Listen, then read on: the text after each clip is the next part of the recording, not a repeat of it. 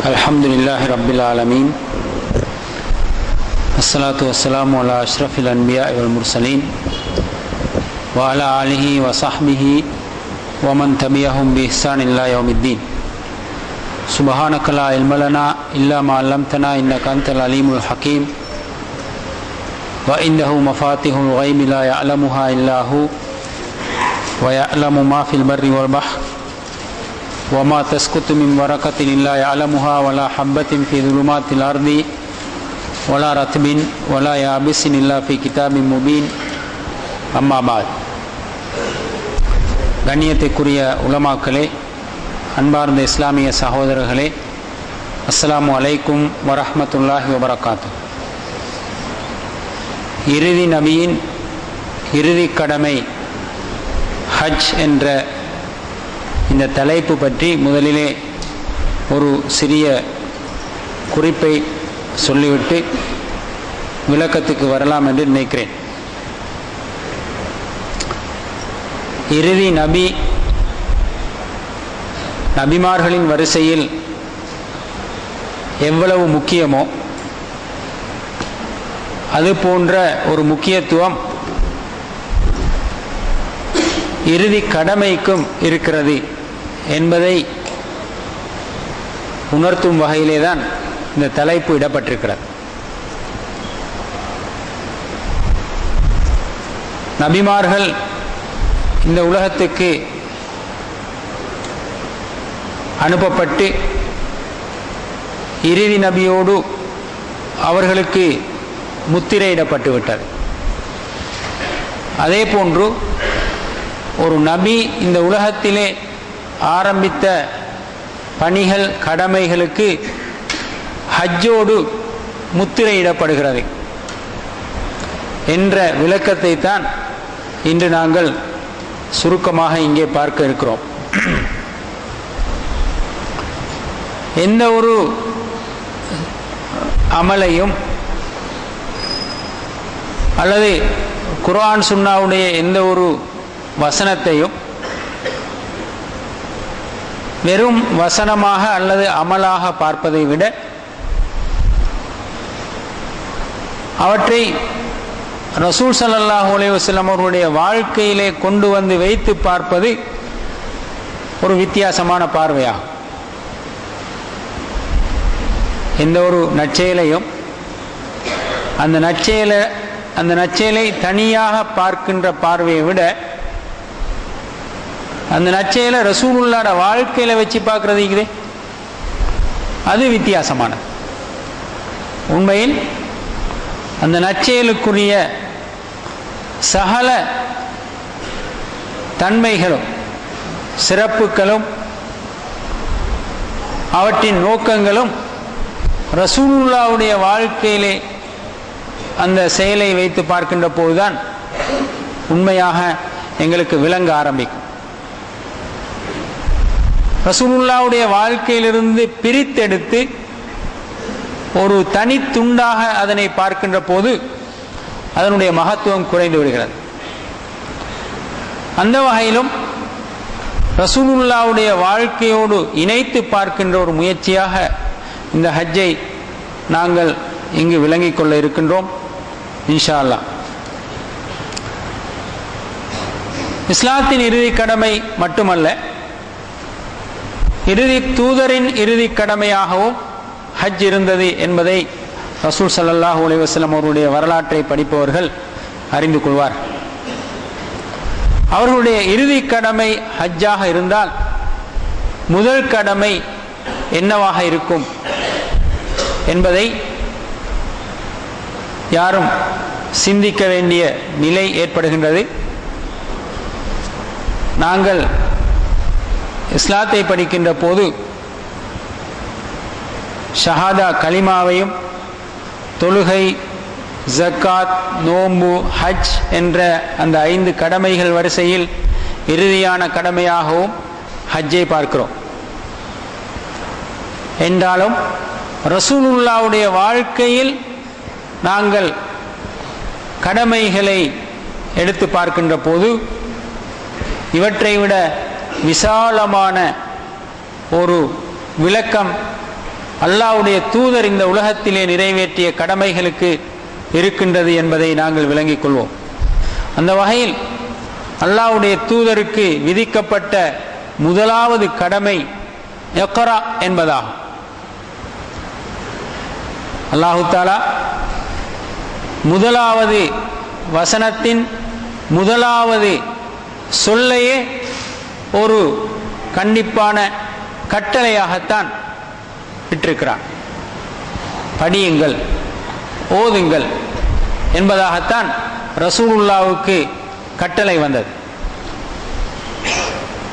அவர்கள் படிக்குமாறு, ஓதுமாறு, விளங்குமாறு கட்டளையிடப்பட்டார். அங்கிருந்துதான் அவர்களுடைய கடமைகள் ஆரம்பமாகின்றன. முதலாவது இறக்கப்பட்ட அந்த 5 வசனங்களிலே எதனை அவர்கள் கற்றுக்கொள்ள வேண்டும் என்பதும் மறைமுகமாக சுட்டிக்காட்டப்பட்டிருக்கிறது. இக்ரா பிஸ்மி ரப்பிக்கல் லதீ ஹலக் ஹலக்கல் இன்சான மின் அலக்.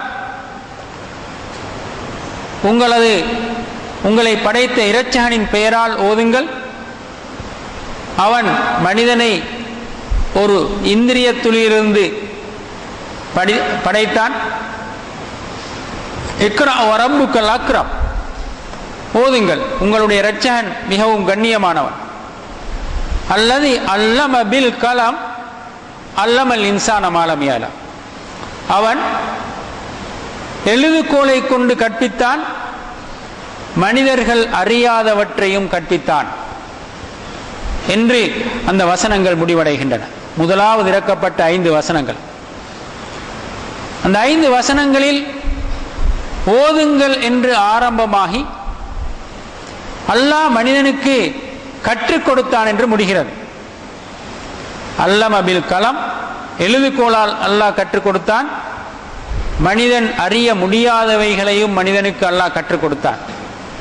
எனவே அல்லாஹு தஆலா கற்றுக் கொடுத்த அந்த விஷயங்களை கற்க துவங்குங்கள் என்பதாகத்தான் அந்த வசனத்தின் ஆரம்பம் அமைந்திருக்கிறது. 2 வகையான இல்முகளை பற்றி அந்த வசனங்களிலே அல்லாஹ் சொல்லி வைத்திருக்கிறான் என்பதை நாங்கள் கொஞ்சம் ஆழமாக பார்த்தால் புரிந்து கொள்ளலாம். பேனையால் அவன் கற்றுக் கொடுத்தான். அந்த கல்விதான் உலகத்திலே நாங்கள் எழுதி படித்த கல்வி. மனிதன் தன்னுடைய அனுபவத்தினால் திரட்டி, ஒழுங்குபடுத்தி, எழுதி, பாதுகாத்து வளர்த்த கல்வி. அந்த கல்வி இன்று உலகத்தில் எத்தனையோ துறைகளாக, கலைகளாக வளர்ச்சி பெற்றிருப்பதை பார்க்கிறோம். அல்லமல் இன்சான மாலம் யஅலம். அல்லாஹ் மனிதர்கள் அறிந்து கொள்ள முடியாதவைகளையும் கற்பித்தான் என்று அல்லாஹ் குறிப்பிடுகிறான். மனிதர்களால் தேடி பெற முடியாத கல்வி, மனிதர்களால் தேடி பெற முடியாத கல்வி ஒன்றையும் அல்லாஹ் கற்றுக் கொடுத்திருக்கிறான். அதுதான் வஹீயினூடாக அல்லாஹ் மனிதர்களுக்கு கற்பித்த கல்வி. அந்த கல்வியை மனிதன் தன்னுடைய அறிவினால் முயன்று தேடி பெற முடியாது. பேனையால் அவன் எழுதி தொகுத்து தன்னுடைய அனுபவங்களை எல்லாம் ஒன்று திரட்டி வளர்த்த கல்வி இருக்கிறதே, அது மாதிரி அல்ல இந்த கல்வி. இந்த 2 கல்வியையும் முதலாவது இறக்கப்பட்ட குர்ஆன் வசனங்களிலேயே அல்லாஹ் குறிப்பிட்டு ஓதுங்கள் என்று சொல்லுகிறான், படியுங்கள் என்று சொல்லுகிறான். இக்ரா என்ற அரபு சொல்லுக்கு ஓதுங்கள் என்று மாத்திரம் பொருள் கொள்ள முடியாது. இக்ரான்னா வாசிங்கன்னு சொல்ற. வாசிக்கிறன்றதுக்கு பொருள் ஒரு விஷயத்தை விளங்குறதுக்காக வாசிக்கிறன்றத. குர்ஆனிலே இந்த 2 தன்மைகளும் இருக்கின்றன. அதாவது குர்ஆனை நன்மைக்காக ஓதுகின்ற ஒரு விஷயமும் இருக்கிறது, அதனை படிக்கின்ற ஒரு தேவையும் இருக்கிறது. அந்த 2 கருத்துக்களையும் ஒன்று சேர்த்த ஒரு வார்த்தை தான் இக்ரா. எனவே ரசூலுல்லாவுக்கு அல்லாஹு தஆலா முதலாவது வசனங்களிலேயே ஒரு பெரிய பொறுப்பை, கடமையை விதிக்கின்றான். அவர்கள் கற்றுக்கொள்ள வேண்டும். ஒரு உம்மி நபி, எழுத வாசிக்க தெரியாத ஒரு உம்மி நபி, அவர்கள் மீது அல்லாஹ் சுமத்திய பொறுப்பு இது, கடமை. அந்த கடமையிலிருந்துதான் அவர்களுடைய பணியே ஆரம்பமாகிறது. அல்லாஹ்வுடைய தூதரின் வரலாற்றை படித்து பார்க்கின்ற யாருக்கும் நன்றாக புரியும்.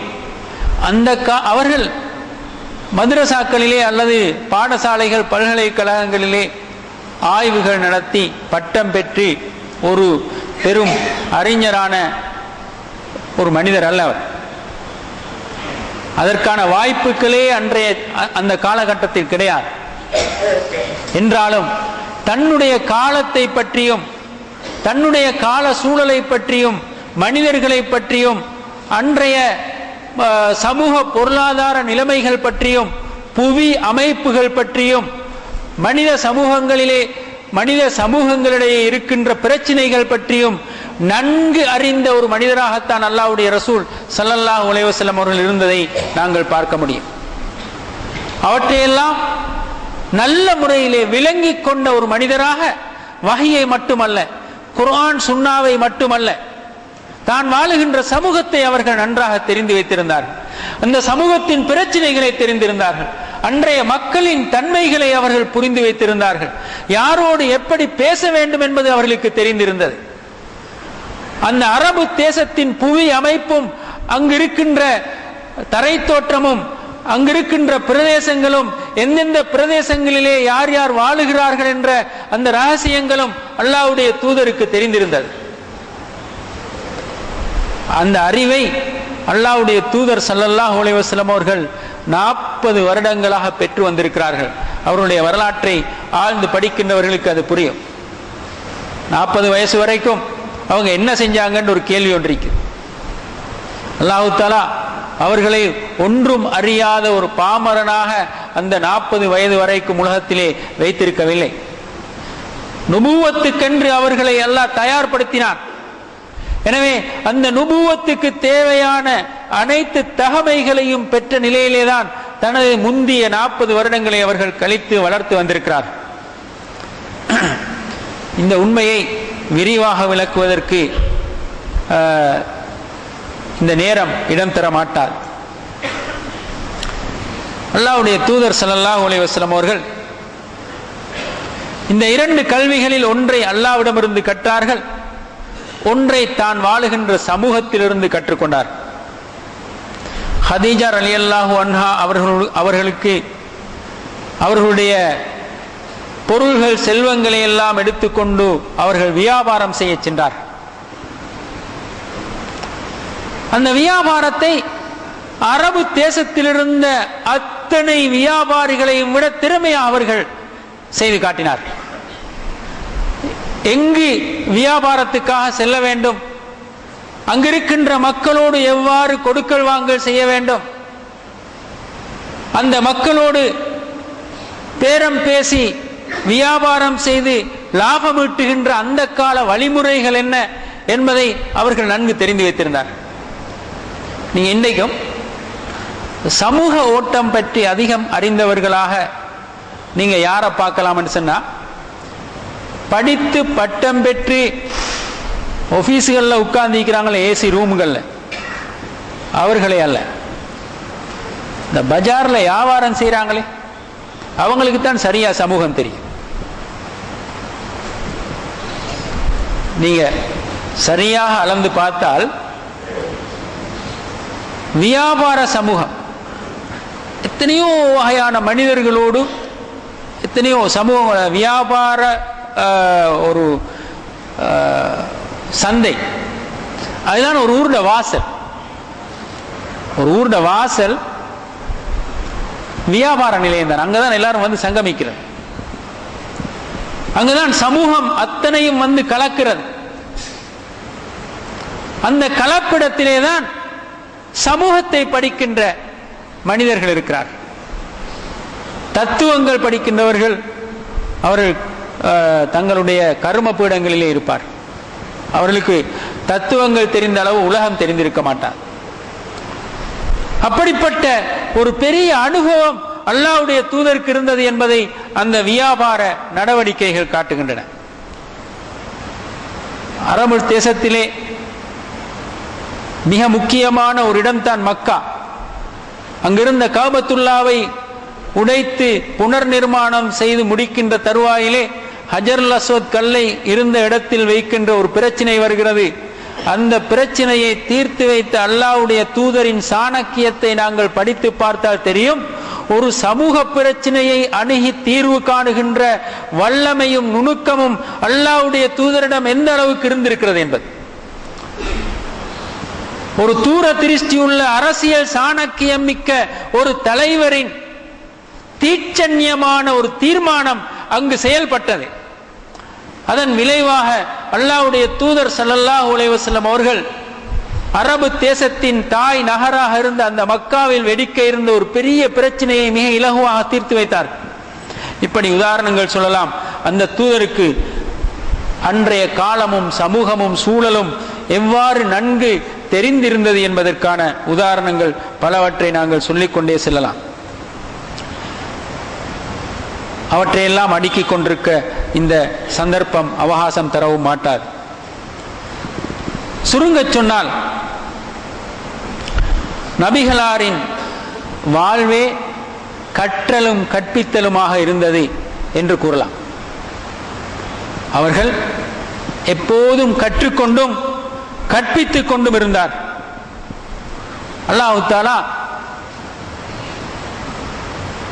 வழிகேட்டில் இருக்கின்ற மனிதர்களை நேர்வழிக்கு கொண்டு வர வேண்டும் என்ற பொறுப்பை ஒப்படைத்தான் அல்லாஹ்வுடைய தூதரிடத்திலே. இந்த உலகமே வழிகேட்டில் இருந்தது. குர்ஆன் அதனை இப்படி சொல்லுகிறது: வதுகுரு நிஅமத்தல்லாஹி அலைக்கும் இது குன்தும் அதான் ஃபஅல்லஃப பைன குலூபிக்கும் ஃபஅஸ்பஹ்தும் பிநிஅமதிஹி இஹ்வானா வ குன்தும் அலா ஷஃபா ஹுஃப்ரத்தின் மினன் நார் ஃபஅன்கதகும் மின்ஹா. அல்லாஹ் உங்களுக்கு செய்த பேரருளை நினைத்து பாருங்கள். நீங்கள் எதிரிகளாக சண்டை போட்டு பிளவுபட்டு சின்னா பின்னமாக இருந்தீர்கள். அல்லாஹ் தன்னுடைய பேரருள் காரணமாக, அதாவது இந்த இஸ்லாத்தின் மூலம் உங்களை சகோதரர்களாக ஒன்று சேர்த்தான். நீங்கள் நரக கிடங்கின் விளிம்பில் ஓரத்தில் இதோ விழுந்து விடுவீர்கள் என்பது போல இருந்தீர்கள். அல்லாஹ் உங்களை பாதுகாத்தான் என்று அல்லாஹ் அந்த மனித சமூகத்தின் அவலத்தை சித்தரித்து காட்டுகிறான். எப்படி இருந்த நீங்கள் இப்போது எப்படி மாறி இருக்கிறீர்கள் என்று. இந்த நரக விளிம்பின் ஓரத்திலே இருந்து விழ பார்த்த அந்த வழிகட்ட சமூகத்தை நேர்வழிக்கு கொண்டு வருகின்ற மாபெரும் பொறுப்பு அல்லாஹ்வுடைய தூதரிடத்திலே ஒப்படைக்கப்பட்டது. மாபெரும் கடமை ஒப்படைக்கப்பட்டது. அந்த கடமையை அல்லாஹ்வுடைய தூதர் நிறைவேற்ற வேண்டும் என்று அல்லாஹ் மிக தெளிவாக அவனுடைய வசனங்களிலே குறிப்பிட்டு காட்டுகிறான். ஹுவல்லதி பஅஸ ஃபில் உம்மீன ரசூலம் மின்ஹும் யத்லு அலைஹிம் ஆயாத்திஹி வ யுஸக்கீஹிம் வ யுஅல்லிமுஹுமுல் கிதாப வல் ஹிக்மா வ இன் கானூ மின் கப்லு லஃபீ தலாலின் முபீன். எழுத வாசிக்க தெரியாத உம்மி சமூகத்துக்கு மத்தியில் அவர்களிலிருந்தே ஒரு உம்மி நபியை அல்லாஹ் அனுப்புகிறான். அவர்களிடந்தே ஒரு உம்மி நபியை, எழுத வாசிக்க தெரியாத ஒருவரை அனுப்புகிறார். அவர் என்ன செய்யணும்? அல்லாஹ்வுடைய வசனங்களை அவர்களுக்கு ஓதி காண்பிப்பார். அல்லாஹ்வுடைய வசனங்களை ஓதி காண்பிப்பார். அந்த வசனங்களை ஓதியே தான் அவர் இந்த உலகத்தை வழிநடத்த வேண்டும். அந்த வசனங்களுக்கு அப்பால் எந்த வசனங்களும் அவர்களுக்கு வழிகாட்டியாக இருக்க மாட்டார். எனவே அந்த அல்லாஹ்வுடைய வசனங்களை முழுமையாக உள்வாங்கிக் கொண்ட ஆற்றல் அந்த நபியிடம் இருக்கும். யத்லு அலைஹிம் ஆயாத்தி வ யுஸக்கீஹிம், அவர்களுடைய உள்ளங்களை புடம் போட்டு பண்படுத்துவார். வ யுஅல்லிமுஹுமுல் கிதாப வல் ஹிக்மா, கிதாபையும் அதாவது குர்ஆனையும் ஹிக்மா சுன்னாவையும் அவர் அந்த மனிதர்களுக்கு கற்றுக் கொடுப்பார் என்று அல்லாஹ் சொல்கிறான். கற்றுக் கொடுக்கணும். ஏன் இந்த வேலையை செய்யணும்? வ இன் கானூ மின் கப்லு லஃபீ தலாலின் முபீன், அவர்கள் ஏற்கனவே வழிகேட்டில் இருக்கிறார்கள். அதாவது நரக கிடங்கின் விளிம்பிலே இருக்கிறார்கள், விழ பார்க்கிறார்கள். அவர்களை மீட்டெடுக்கின்ற அந்த முயற்சி இதுதான். அல்லாஹ்வுடைய வஹீயோடு அவர்களை தொடர்படுத்துவது, குர்ஆனையும் சுன்னாவையும் அவர்களுக்கு கற்றுக் கொடுப்பது, அவர்களுடைய உள்ளங்களை பண்படுத்தி புடம் போடுவது.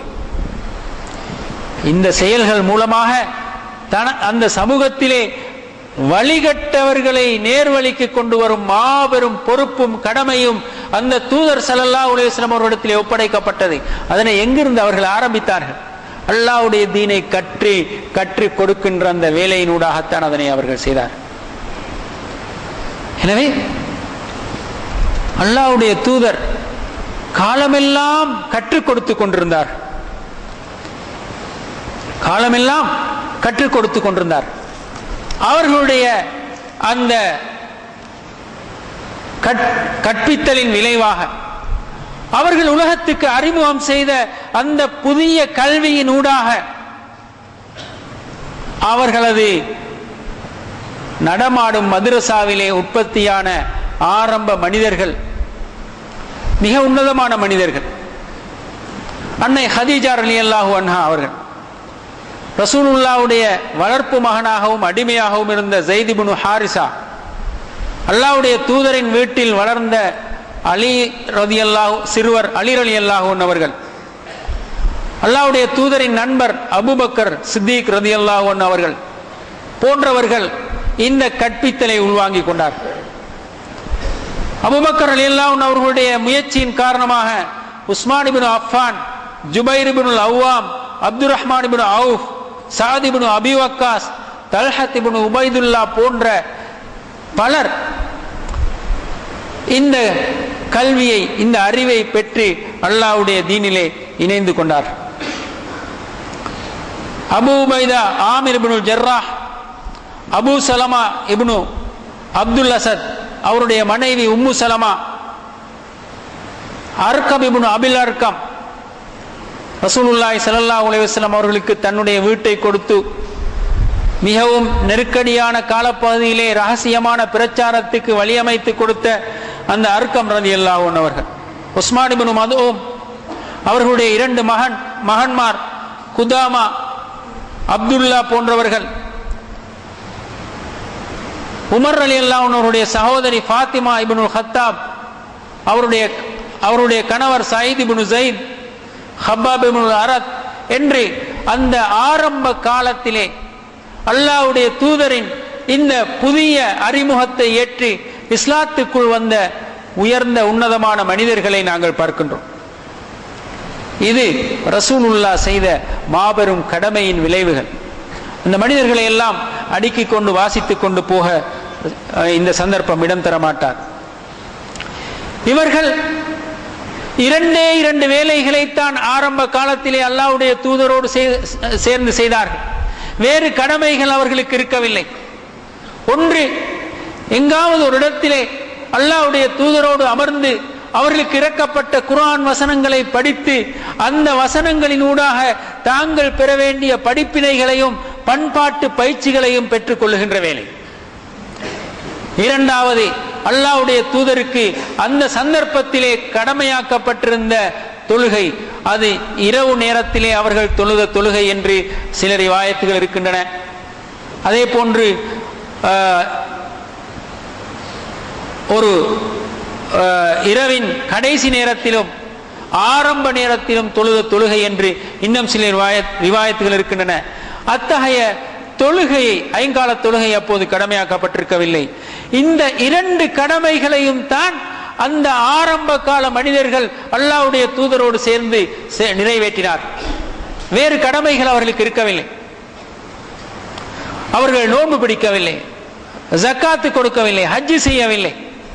இந்த கடமைகள் மாத்திரம்தான் அவர்களுக்கு முன்னால் இருந்தன. அவர்கள் குர்ஆன் வசனங்களிலிருந்து பெற்ற பயிற்சிகளினால் அந்த அரபு சமூகத்திலே குறைஷிகளுக்கு மத்தியிலே எழுந்த பாரிய பிரச்சனைகளையும் சோதனைகளையும் எதிர்கொண்டு பொறுமையாக இருக்கின்ற மன வலிமையை பெற்றார். அவர்களிடத்தில் எந்த ஆயுதமும் கிடையாது, எதிர்கொள்ளுகின்ற பலம் எதுவும் கிடையாது. அந்த ஒரே ஒரு பலம் மட்டும்தான் அவர்களுக்கு கிடைத்தது. அது இந்த குர்ஆனின் கற்பித்தலின் ஊடாக அவர்களுக்கு கிடைத்தது. இந்த குர்ஆன் தந்த பண்பாட்டு பயிற்சியின் ஊடாக கிடைத்தது. அந்த பொறுமையின் வலிமையினால் அவர்கள் நின்று பிடித்தார்கள் அல்லாஹ்வுடைய தீனிலே. அவர்களுடைய பாதம் அல்லாஹ்வுடைய பாதையிலே ஸ்திரமாக இருந்தது. இப்படி இந்த ஆரம்ப கட்டத்தில் 2 கடமைகளை செய்து கொண்டு ரகசியமாக பிரச்சாரம் செய்த ஒரு 3 வருட காலம் செல்கிறது. அதற்கு அப்பால் ரசூலுல்லாஹ்வுடைய அந்த வாழ்க்கையிலே 2வது ஒரு கட்டம் ஆரம்பமாகிறது. பகிரங்கமாக ரசூலுல்லாஹி ஸல்லல்லாஹு அலைஹி வஸல்லம் அவர்கள் தன்னுடைய பொறுப்பையும் கடமையையும் நிறைவேற்ற முன்வருகிறார். தனித்தனியாக இரகசியமாக இந்த இஸ்லாத்தை முன்வைத்துக் கொண்டிருந்த காலம் நீங்கி அல்லாஹ்வுடைய கட்டளை வருகிறது. வஅன்திர் அஷீரத்தக்கல் அக்ரபீன், நபியே உமது நெருங்கிய உறவினர்களுக்கு இந்த தூதை நீங்கள் பகிரங்கமாக எடுத்துச் சொல்லுங்கள் என்று. எனவே ரசூலுல்லாஹி ஸல்லல்லாஹு அலைஹி வஸல்லம் அவர்கள் குடும்பங்களை எல்லாம் சந்திக்க சென்று அவர்களை எல்லாம் அழைத்து அல்லாஹ்வுடைய தீனை சொல்லுகிறார்.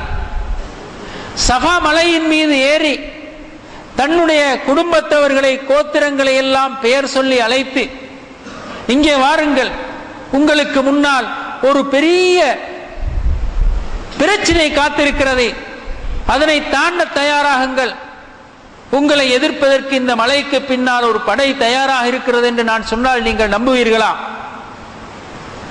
அதுபோல உங்களுடைய மரணத்துக்கு பின்னால் உங்களை அப்படியே விழுங்கிக் கொள்ள காத்திருக்கிறது நரகம், அதிலிருந்து உங்களை பாதுகாத்துக் கொள்ளுங்கள் என்று அல்லாஹ்வுடைய தூதர் ஸல்லல்லாஹு அலைஹி வஸல்லம் அவர்கள் தன்னுடைய கடமையை பகிரங்கமாக செய்ய ஆரம்பித்தார். அப்போதுதான் குறைஷிகள் ஆவேசமாக விழித்துக் கொள்கிறார். அவர்களுக்கு இந்த புதிய செய்தி, இந்த புதிய மார்க்கம் ஒரு அதிர்ச்சியை தருகிறது. எனவே அல்லாஹ்வுடைய தூதர் ஸல்லல்லாஹு அலைஹி வஸல்லம் அவருடைய பாதையிலே தடை கற்களை போடுகிறார்கள், குறுக்கே நிற்கிறார்கள், அவர்கள் முட்டுக்கட்டைகளை போடுகிறார்கள். ஹாஜிகளை தடுத்து நிறுத்துகின்ற ஒரு முயற்சியிலே அவர்கள் இறங்குகிறார்கள். ஹஜ்ஜிக்கு வருகின்றவர்கள், அதாவது ஹஜ் என்று சொன்னா இப்ப நாங்க போற ஹஜ் அல்ல, இப்ராஹிம் அலைஹிஸ்ஸலாம் அவருடைய காலத்திலிருந்து நடைபெற்று வந்த அந்த ஹஜ் கிரியைகள் பல்வேறு ஜாஹிலியத்துகளோடு கலந்து பிணைந்து அந்த காலத்திலே நிறைவேற்றப்பட்டு கொண்டிருந்தது. முழு அரபு சமூகமும் காபாவுக்கு ஒவ்வொரு வருடத்திலும் வந்து போவார். அந்த காலத்திலே ரசூலுல்லாஹ்வுடைய செய்திகள் அவர்களுடைய காதுகளிலே விழுந்து விடாமல் இருப்பதற்காக ஒரு பெரிய திட்டம் போட்டு அந்த ஹாஜிகளுக்கு இஸ்லாம் கிடைத்து விடாமல் இருக்கின்ற ஒரு பெருமுயற்சியில் குறைஷிகள் இறங்கினார். அல்லாஹ்வுடைய தூதருக்கு பாதுகாப்பு வழங்கிக் கொண்டிருந்த அபூ தாலிபை பல முறை சந்தித்து பல்வேறு வகையிலே அவர்களை மிரட்டி அபூ தாலிபின் பக்கபலத்தோடு அல்லாஹ்வுடைய தூதரை தடுத்து நிறுத்த முற்பட்டார். ஒரு முறை அபூ தாலிபிடம் வந்து சொன்னார்கள், உங்களுடைய தந்தை, உங்களுடைய சகோதரனின் மகன் எங்களை இழிந்துரைக்கிறார், எங்களுடைய தெய்வங்களை பழிக்கிறார், முன்னோர்களை அவமானப்படுத்துகிறார், இவற்றையெல்லாம் பொறுத்து கொள்ள முடியாது, நீங்க பொறுத்துக் கொள்வீங்களா என்று இந்த முன்னோர் பற்றிய ரோஷத்தை அபூ தாலிபிடம் ஏற்படுத்தி அல்லாஹ்வுடைய தூதரை தடுக்க முயன்றார். இன்னொரு சந்தர்ப்பத்திலே அபூ தாலிபோடு வந்து பேரம் பேசினார்கள். அரபு நாட்டில் இருக்கின்ற மிக அழகான ஒரு இளைஞனை நாங்கள் உங்களுக்கு தருகிறோம், முகம்மதை எங்களிடம் தந்து விடுங்கள் என்று. அவர் கேட்டார், பெத்த பிள்ளையை நான் வளர்க்க ஏண்ட பிள்ளையை நான் உங்களுக்கு தரணுமா? இன்னும் ஒரு சந்தர்ப்பத்திலே அபூ தாலிபிடம் வந்து சொன்னார்கள், எங்களுக்கு இறுதியும் உறுதியுமாக அவரிடத்திலிருந்து சில வாக்குறுதிகளையாவது பெற்றுத்தாருங்கள் என்று. இந்த சந்தர்ப்பங்களில் எல்லாம் அல்லாஹ்வுடைய தூதர் ஸல்லல்லாஹு அலைஹி வஸல்லம் அவர்கள் தன்னுடைய கொள்கையிலே அசைந்து கொடுக்கவில்லை. அபூ தாலிப் அல்லாஹ்வுக்கு அடுத்ததாக அபூ தாலிபின் பாதுகாப்பிலே தான் சுதந்திரமாக அந்த மக்காவில் அல்லாஹ்வுடைய தூதர் ஸல்லல்லாஹு அலைஹி வஸல்லம் அவர்கள் நடமாடினார். அபூ தாலிபோடு முரண்பட்டுக் கொள்வதனால் சில வேளை அந்த பாதுகாப்பு தனக்கு இல்லாமல் போகலாம் என்ற ஒரு அச்சம் அங்கிருந்தது. இருந்தாலும் அந்த பாதுகாப்பையும் விட அவர்கள் தன்னுடைய கொள்கை பாதுகாக்கப்பட வேண்டும் என்பதில் உறுதியாக இருந்தார். இந்த சூழல்கள் ஏற்பட்டு முஸ்லிம்கள் துன்புறுத்தப்பட ஆரம்பித்த போது, அதாவது அடிமைகளாக இருந்தவர்கள், ஏழைகளாக இருந்தவர்கள், இஸ்லாத்தை ஏற்றுக்கொண்டவர்கள் துன்புறுத்தப்பட்டார்கள். அவர்களை பாதுகாப்பதற்கு அங்கு யாருமே இருக்கவில்லை. அல்லாஹ்வுடைய ரசூலுக்கு துன்புறுத்துகின்ற வேலையை அவர்கள் செய்ய முடியாமல் இருந்தாலும் மூமின்களை துன்புறுத்தினார்கள். இந்த சந்தர்ப்பத்திலே தான் ரசூலுல்லாஹி ஸல்லல்லாஹு அலைஹி வஸல்லம் அவர்கள் மீண்டும் அர்கம் ரலியல்லாஹு அன்ஹு அவருடைய வீட்டிலே ரகசியமாக தங்களுடைய சஹாபாக்களை சந்திக்கின்ற அந்த வேலையை செய்து வந்தார். நபி அவர்களை கூட ஒரு முறை அபூ லஹபின் மகன் உத்தைபா கொலை செய்ய முயற்சித்தான். ரசூலுல்லாஹ்வின் மீது பாய்ந்து அவர்களுடைய சட்டையை கிழித்து அவர்கள் மீது காரி துப்பி அவன் செய்த அட்டகாசங்களை பொறுக்க முடியாமல் அல்லாஹ்வுடைய தூதர் ஸல்லல்லாஹு அலைஹி வஸல்லம் அவர்கள் அவனுக்கு எதிராக ஒரு துஆ கேட்டார். யா அல்லாஹ், இவன் மீது உனது கொடிய மிருகங்களில் ஒன்றை சாட்டிவிடு என்று. சிறிது காலத்திலே அவன் மக்காவிலிருந்து போன ஒரு கரவானோடு அவனும் புறப்பட்டான். போய் தங்கிய ஒரு இடத்தில் அவன் எழுந்து கதறிக்கொண்டு ஒரு மிருகம் வருகிறது, ஒரு மிருகம் வருகிறது என்று கத்தினான். அங்கு யாருக்கும் தெரியவில்லை, விளங்கவில்லை. ஒரு மிருகம் வந்து அவனை கொன்று தின்றுவிட்டு சென்றது என்று வரலாறு சொல்லுகின்றது. அப்படி ரசூலுல்லாஹி ஸல்லல்லாஹு அலைஹி வஸல்லம் அவர்கள் கொலை அச்சுறுத்தலுக்கு மத்தியிலே, அவர்களை ஈமான் கொண்டவர்கள் துன்புறுத்தல்களுக்கு மத்தியிலே, நெருக்கடிகளுக்கு மத்தியிலே இந்த கடினமான பயணத்தை தொடர்ந்து கொண்டிருந்த போது ஒரு ஆறுதல் கிடைக்கிறது. இரண்டு முக்கியமான நபர்கள் இஸ்லாத்தை தழுவுகிறார்கள். ரசூலுல்லாஹி ஸல்லல்லாஹு அலைஹி வஸல்லம் அவர்களுடைய சிறிய தந்தை ஹம்ஸா ரலியல்லாஹு அன்ஹு அவர்களும் உமர் ரலியல்லாஹு அன்ஹு அவர்களும் தான் அவ்வாறு இஸ்லாத்தை தழுவுகின்றவர். இவர்களுடைய வருகையினால் ஒரு ஆறுதல் முஸ்லிம் அணிக்கு கிடைக்கிறது. இவர்கள் பக்கபலமாக இருந்த காரணத்தினால் குறைஷிகளின் கொட்டம் சிறிது தணிகின்றது. எனவே குறைஷிகள் நேரடியாக மோதாமல் வேறு ஒரு வழியிலே ரசூலுல்லாவை அணுக முயற்சிக்கிறார்கள். பேரம் பேசி அல்லாஹ்வுடைய தூதரை விலைக்கு வாங்குகின்ற ஒரு சூழ்ச்சியிலே அவர்கள் இறங்குகின்றார். அல்லாஹ்வுடைய தூதரோடு பேரம் பேசுவதற்கு அவர்கள் அனுப்பி வைத்த தலைவர் வந்து சொல்லுகிறார், முகம்மதே, உங்களுக்கு இந்த அரபு மண்ணில் என்ன தேவை இருக்கிறது, அதனை சொல்லுங்கள், நிறைவேற்றி தருகிறோம். நீங்க ஒரு பெரிய வசதியுள்ள மனிதராக இருக்க வேண்டுமா, வாழ வேண்டுமா, அல்லது அழகான பெண்களை திருமணம் செய்ய வேண்டுமா, அல்லது ஒரு தலைவராகத்தான் நீங்கள் ஆக விரும்புகிறீர்களா, அல்லது உங்களுக்கு ஏதாவது ஷைத்தான்கள் ஜின்களுடைய கோளாறுகள் இருக்கின்றனவா? நாங்கள் எவ்வளவு செலவானாலும் பரவாயில்லை, உங்களுக்கு வைத்தியம் செய்கிறோம், அல்லது உங்களுக்கு தேவை என்றால் தலைமைத்துவத்தை தருகின்றோம், செல்வாக்கை, அந்தஸ்தை, பணத்தை, உங்களுக்கான அத்தனையையும் தருகின்றோம், இந்த வேலையை விட்டு விடுங்கள். ரசூலுல்லாஹி ஸல்லல்லாஹு அலைஹி வஸல்லம் அவர்கள் அமைதியாக கேட்டுக்கொண்டிருந்து விட்டு சொன்னார்கள், ஃபராகத்தயா அபுல் வலீத், அபுல் வலீதே, நீங்கள் சொல்ல வேண்டியதை சொல்லி முடித்து விட்டீர்களா, நான் சொல்லட்டுமா என்று அவர்கள் கேட்டார். ஹாமீம் சஜதாவை அல்லாஹ்வுடைய தூதர் ஸல்லல்லாஹு அலைஹி வஸல்லம் அவர்கள் ஓதினார். வேறு ஒன்றும் அவர்கள் சொல்லவில்லை. அந்த சூராவிலே இந்த வசனம் வருகின்ற வரைக்கும் ஓதினார்.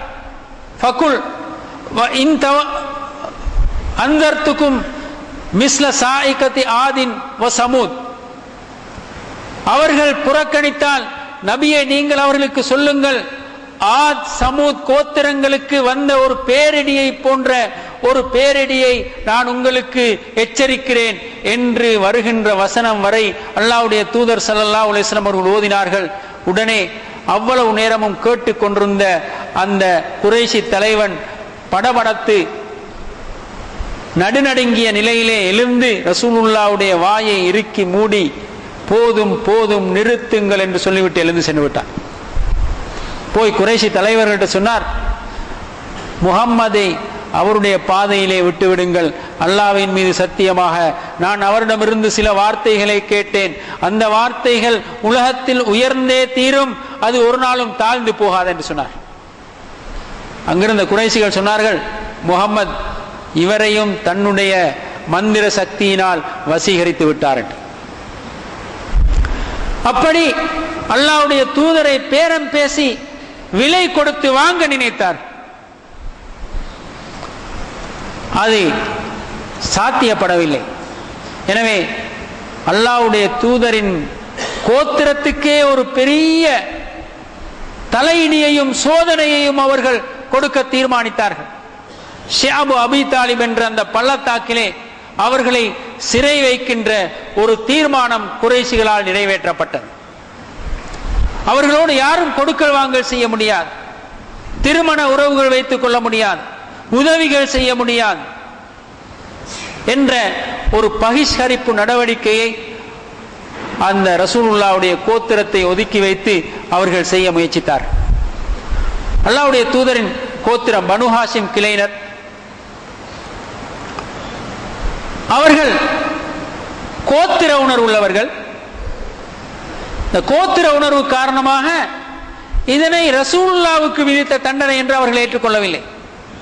தங்களுடைய கோத்திரத்துக்கு ஏற்பட்ட ஒரு அவமானம், எனவே கோத்திரத்தின் கௌரவத்தை நாங்கள் விட்டுக் கொடுக்க மாட்டோம் என்று சொல்லி முஸ்லிம்கள், முஸ்லிம் அல்லாதவர்கள் அத்தனை பேரும் அந்த பனு ஹாஷிம் கோத்திரத்தை சேர்ந்தவர்கள் அந்த ஷியாபு அபி தாலிபிலே சிறை வைக்கப்பட்டார்.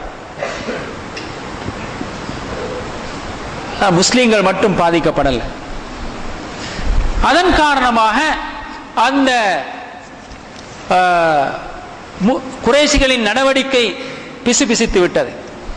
ஏனென்றால் அங்கு பாதிக்கப்படுகின்றவர்கள் முஸ்லிம்கள் மட்டுமல்ல, குழந்தைகள், பெண்கள், வயோதிபர்கள் எல்லோரும் பாதிக்கப்படுகின்ற ஒரு சூழலிலே 3 வருடங்கள் அவர்கள் அனுபவித்த அந்த கஷ்டங்களை அரபு சமூகமே சகித்துக் கொள்ளவில்லை.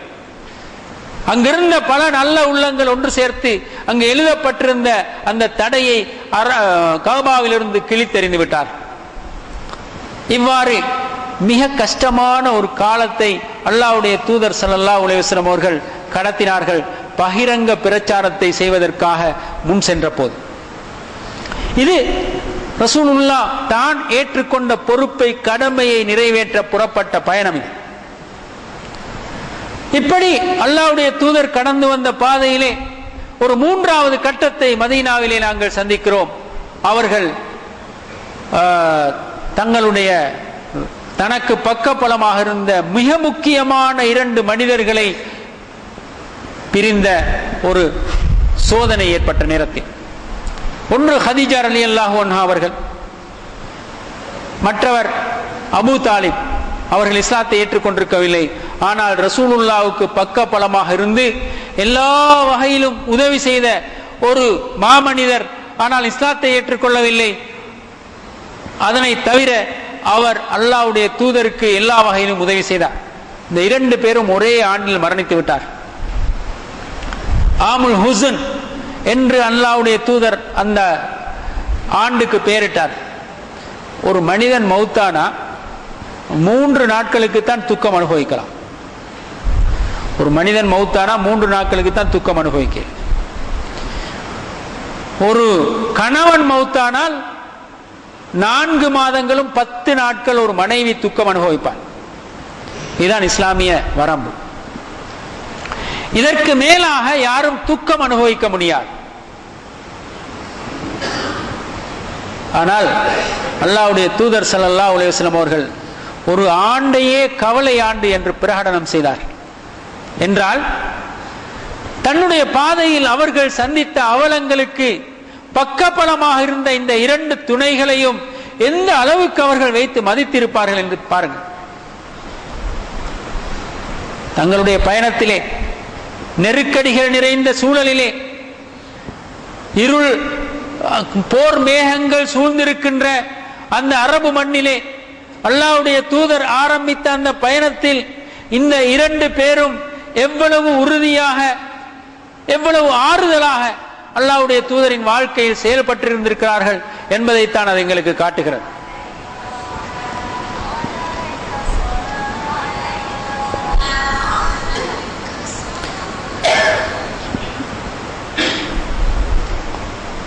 ஒரு ஆண்டையே கவலை ஆண்டு என்று பிரகடனம் செய்கின்ற அளவுக்கு அந்த சம்பவங்கள் அல்லாஹ்வுடைய தூதருடைய உள்ளத்திலே பெரும் தாக்கத்தை ஏற்படுத்தி இருந்தன.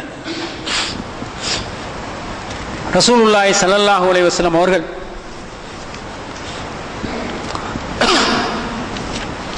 இந்த துயர ஆண்டுக்கு பின்னர் பல்வேறு நெருக்கடிகளுக்கு ஆளானார்கள்.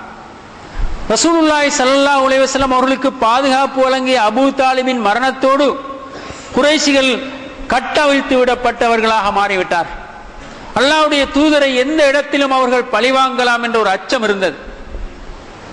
எனவே ரசூலுல்லாஹி ஸல்லல்லாஹு அலைஹி வஸல்லம் அவர்கள் இதுவரைக்கும், அதாவது ஏறத்தாழ 10 வருடங்கள் வரைக்கும் வந்த இந்த பயணத்தில் மக்காவிலே எந்த நம்பிக்கையையும் அவர்கள் காணவில்லை.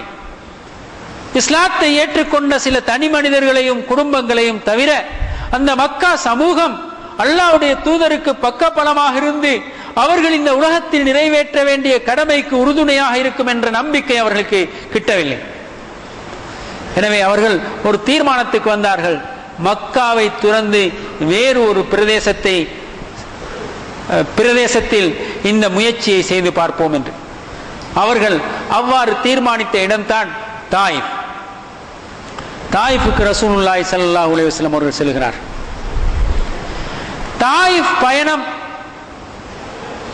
மக்காவிலே கிடைக்காத ஒன்றை பெறுவதற்காக அல்லாஹ்வுடைய தூதர் சென்ற பயணமாகும். மக்காவிலே இருந்த துன்பங்களுக்கு அஞ்சி சென்ற பயணம் அல்ல. மக்காவிலே அவர்கள் அனுபவித்த துன்பங்களுக்கு அஞ்சி ஒளித்தோடிய ஒரு பயணம் அல்ல தாயிஃப் பயணம். மக்காவில் இஸ்லாத்துக்கு கிடைக்காத அந்த நம்பிக்கையை தாயிஃபிலே பெற முடியுமா என்று பார்ப்பதற்கு தான் அவர்கள் அங்கு சென்றார்கள். அதற்கான காரணங்கள் அல்லது நியாயங்கள் நிறைய இருக்கின்றன. ஒன்றை நான் சொல்லுகிறேன். ரசூலுல்லாஹி ஸல்லல்லாஹு அலைஹி வஸல்லம் அவர்கள் தனது வளர்ப்பு மகன் ஸைதை அழைத்துக் கொண்டு அவரோடு மாத்திரம் தான் அந்த தாயிஃப் பயணத்தை மேற்கொண்டார். மக்காவில் இருந்த நெருக்கடி மிக்க சூழலை அவர்கள் அஞ்சி அந்த பயணம் போவதாக இருந்திருந்தால்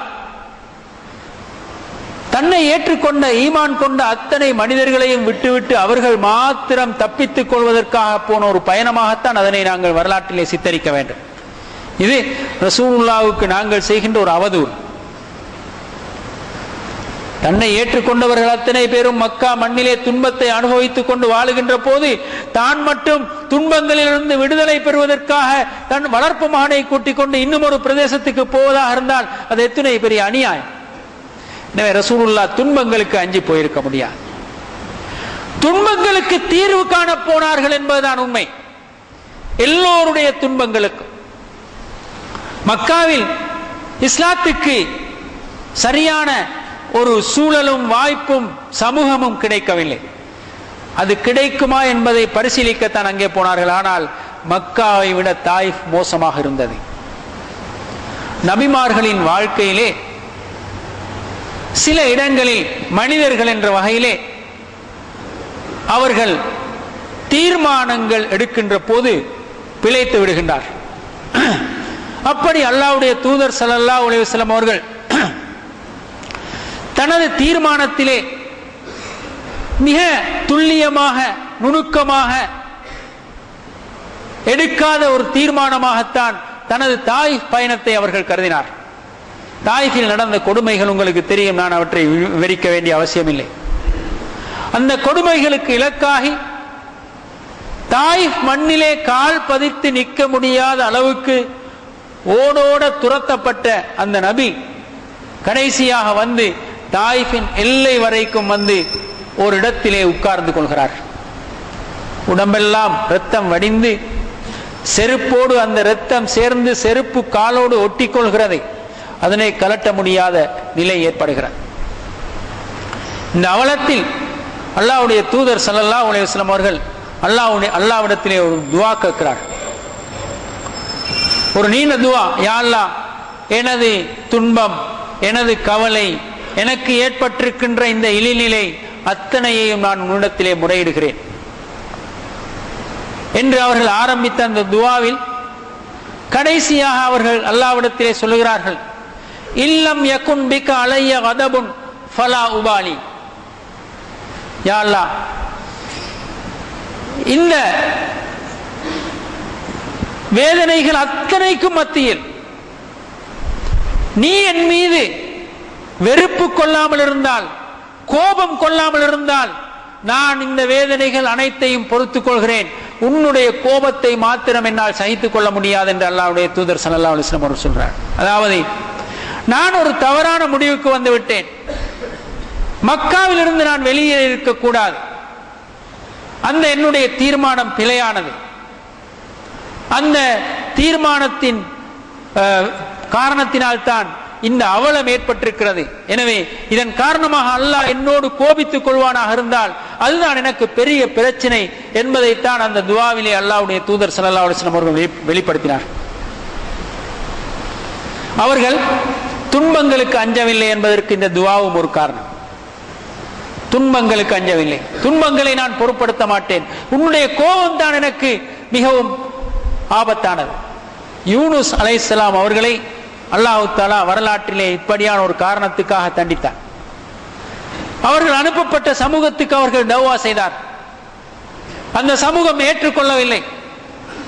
இந்த சமூகம் உதவாது என்று சொல்லிவிட்டு அந்த சமூகத்தை துறந்து வேறு ஒரு சமூகத்தின் பால் அவர்கள் செல்ல ஆரம்பித்தார். அல்லாஹ் தஆலா யூனுஸ் அலைஹிஸ்ஸலாம் அவர்களுக்கு ஒரு சோதனையை கொடுத்தார். அவர்கள் கடலிலே தூக்கி எறியப்பட்டார்கள். ஒரு மீன், பெரியதொரு மீன் அவர்களை விழுங்கியது. அந்த மீனின் வயிற்றுக்குள் இருந்து கொண்டு தன்னுடைய குறையை நினைத்து அல்லாஹ் தஆலாவிடத்திலே அவர்கள் அழுது மன்றாடி கேட்டார்கள்.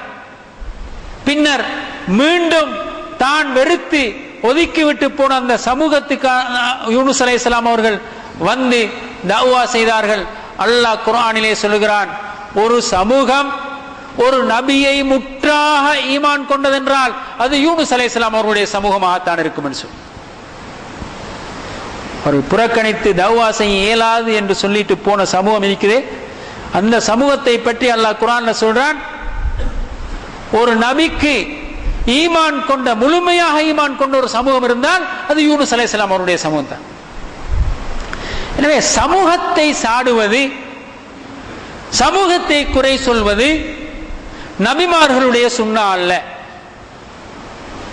தாயிஃப் மக்களை அவர்கள் குறை சொல்லவில்லை. தாயிஃப் மக்களை அவர்கள் குறை சொல்லவில்லை. தாயிஃபை அழித்து விடவா என்று மலைகளுக்கு சொந்தமான மலக்குகள் வந்து கேட்கிறார்கள். பக்கத்தில் இருக்கின்ற இந்த இரண்டு மலைகளையும் ஒன்று சேர்த்து இந்த சமூகத்தை அப்படியே அழித்து இருந்த இடம் தெரியாமல் ஆக்கிவிட அனுமதி தருகிறீர்களா என்று கேட்டபோது அல்லாஹ்வுடைய தூதர் சொன்ன பதில் என்ன? விடுங்கள், அவர்களுடைய சந்ததிகளிலாவது அல்லாஹ்வை வணங்குகின்றவர்கள் உருவாகுவார்கள் என்று சொன்னார். தனக்கு துன்பம் இழைத்த அந்த சமூகத்தை அல்லாஹ்வுடைய தூதர் வெறுப்போடு பார்க்கவில்லை. ஆனால் இன்னைக்கு முஸ்லிம்கள் உலகத்தில் இருக்கின்ற ஏனைய சமூகங்களை ஒரு இனப்பார்வை பார்க்கிறார்கள், துவேஷ பார்வை பார்க்கிறார்கள். இனவாதம் அவங்கள்ட்ட இருக்கலாம், இனவாதம் அந்த சமூகத்தில் இருக்கேன், துவேஷம் அந்த சமூகத்தில் இருக்கேன், இந்த சமூகத்தில் இருக்கலாது. இந்த நபியின் வழித்தோன்றல்களாக அந்த சமூகத்திலே இருக்க முடியாது. தாயிஃப் அத்தகைய பாடத்தை சொல்லி தருகிறது. அந்த துஆவோடுதான் மீண்டும் மக்காவுக்கு திரும்பினார்கள். அல்லாஹ்வுடைய தூதர் ஸல்லல்லாஹு அலைஹி வஸல்லம் அவர்கள் அல்லாஹ் தஆலா இந்த பெரிய சோதனையிலிருந்து ஒரு பெரும் ஆறுதலை கொடுப்பதற்கு நாடுகின்றான். எனவே இந்த பெரிய சோதனைக்கு பின்னால் அல்லாஹ் தஆலா அல்லாஹ்வுடைய தூதரை 7 வானங்களை கடந்து தன்னுடைய சன்னிதானத்துக்கு அழைக்கிறான். மிஅராஜ் அதற்கு பின்னால் தான் நடந்தது. இந்த இடைக்காலத்திலே தான் ரசூலுல்லாஹி ஸல்லல்லாஹு அலைஹி வஸல்லம் அவர்கள் ஆயிஷா ரலியல்லாஹு அன்ஹா அவர்களை திருமணம் செய்தார். ஹதீஜா ரலியல்லாஹு அன்ஹா அவர்களுடைய மரணத்துக்கு பிறகு ஏற்கனவே சௌதா ரலியல்லாஹு அன்ஹா அவர்களை அல்லாஹ்வுடைய தூதர் ஸல்லல்லாஹு அலைஹி வஸல்லம் அவர்கள் திருமணம் செய்திருந்தார். மிஅராஜ் இந்த காலகட்டத்திலே தான் நடக்கிறது. உலகத்தில் தனக்கு விடுதலையே கிடையாது. இந்த பணி வெற்றி பெறுவதற்கான அறிகுறிகள் எங்குமே தெரியவில்லை. மக்காவிலும் இல்லை, தாயிஃபிலும் இல்லை. எங்கு திரும்பினாலும் அல்லாஹ்வுடைய தூதர் எதிர்கொண்டது சோதனைகளை தான். இப்படியான ஒரு நிலையிலே அல்லாஹ் தஆலா தன்னுடைய தூதரை அழைக்கிறான் தன்னுடைய சன்னிதானத்தில். அந்த மிஅராஜ் பயணத்தில் பல படிப்பினைகள் இருக்கின்றன. அல்லாஹ் தஆலா நான் உங்களோடு இருக்கிறேன், மிக சமீபமாக இருக்கிறேன், நீங்கள் என்னோடு எனது சன்னிதானத்திலே இருக்கிறீர்கள் என்ற நம்பிக்கையை அந்த மிஅராஜ் பயணத்தின் மூலமாக தனது தூதருக்கு கொடுத்தார். இவ்வளவு சோதனைகளுக்கு மத்தியிலும் நான் உங்களுக்கு சமீபமாக, நீங்கள் எனக்கு சமீபமாக இருக்கிறீர்கள், என்னுடைய சன்னிதானத்தில் இருக்கிறீர்கள், நீங்கள் நம்பிக்கை இழக்க வேண்டாம் என்ற ஒரு தைரியம் அந்த மிஅராஜ் பயணத்திலே அல்லாஹ்வுடைய தூதர் ஸல்லல்லாஹு அலைஹி வஸல்லம் அவர்களுக்கு கிடைத்தது. அது மட்டுமல்ல, அந்த மிஅராஜ் பயணத்தின் இன்னும் ஒரு அம்சமும் இணைக்கப்பட்டிருந்தது. ரசூலுல்லாஹி ஸல்லல்லாஹு அலைஹி வஸல்லம் அவர்கள் மக்காவில் இருக்கிறார். அல்லாஹ்வுடைய புனித ஆலயம் நிர்மாணிக்கப்பட்ட இல்லம் அது. அதே போன்று உலகத்தில் அப்போது இன்னும் ஒரு அல்லாஹ்வுடைய புனிதமான ஆலயம் நிர்ணயிக்கப்பட்ட ஒரு பிரதேசம் இருந்தது. அதுதான் பலஸ்தீன். அங்கு பைத்துல் மக்திஸ் இருந்தது. அந்த பைத்துல் மக்திஸுக்கு அல்லாஹ் தஆலா தனது தூதரை அழைத்து சென்று அங்கிருந்துதான் மிஅராஜ் பயணம் ஆரம்பமாகிறது.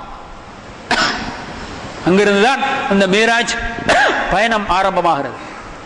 இந்த பயணத்திலே மறைமுகமான இன்னும் ஒரு அம்சம் அல்லாஹ்வுடைய தூதருக்கு காண்பிக்கப்படுகிறது. நபியே, உங்களுடைய பயணம் தாயிஃபை நோக்கி அல்ல, அதனை விட நீண்ட தூரம் இருக்கிறது. பலஸ்தீனை நோக்கி நீங்கள் வரப்போகிறீர்கள்.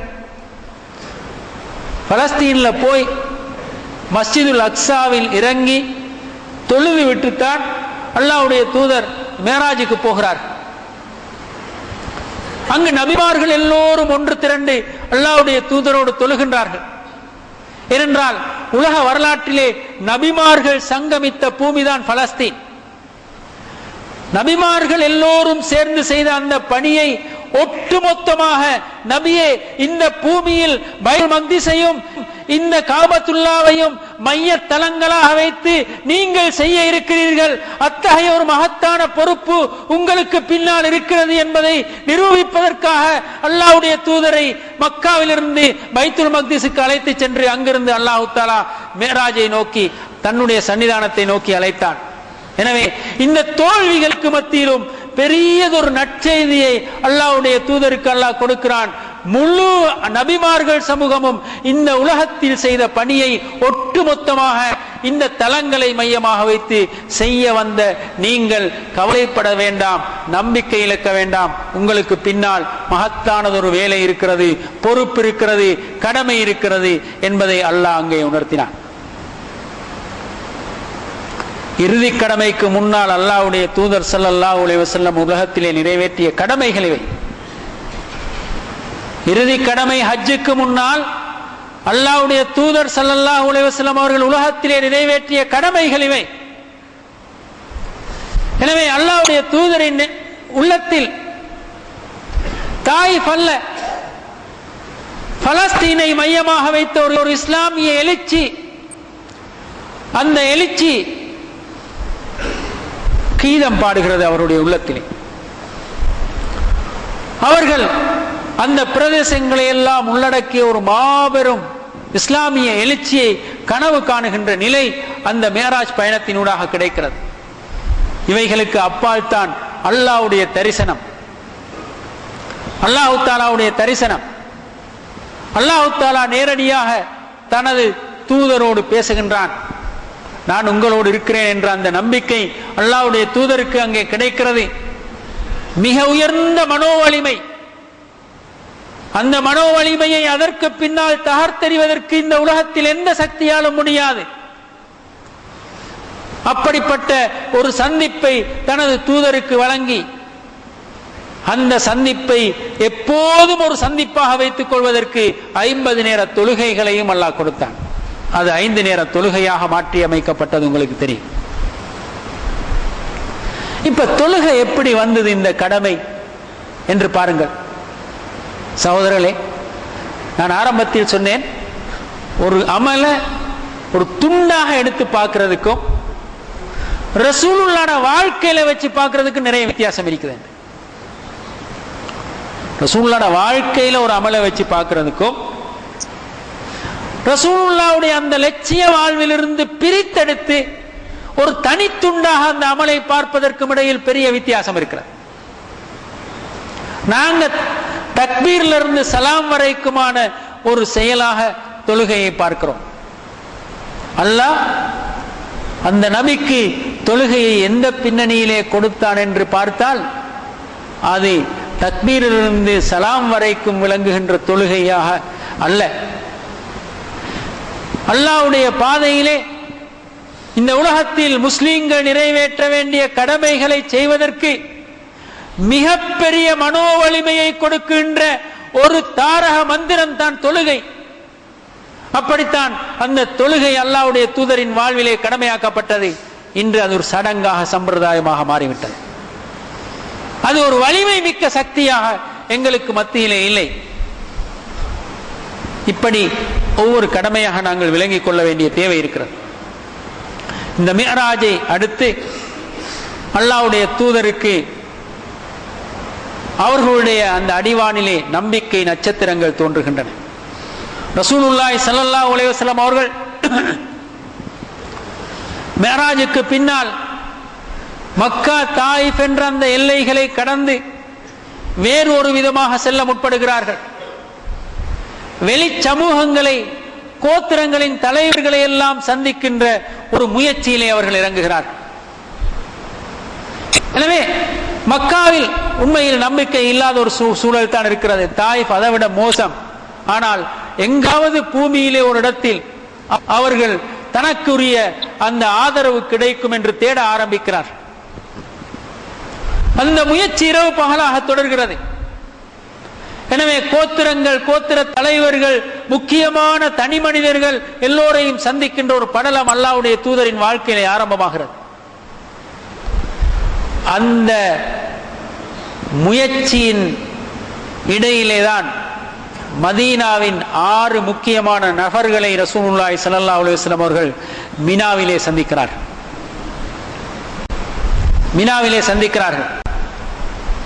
பைத்துல் மக்திஸுக்கு போய் வந்த அந்த காரணத்தினால் ரசூலுல்லாஹ்வுடைய உள்ளத்திலே மக்கா, தாயிஃப் போன்ற பிரதேசங்களுக்கு வெளியே எங்கோ ஒரு இடத்தில் இஸ்லாமிய எழுச்சிக்கான ஒரு கட்டியம் கூறப்பட்டிருக்கிறது என்ற உணர்வு அவர்களுடைய உள்ளத்திலே எழுந்து கொண்டிருக்கிறது.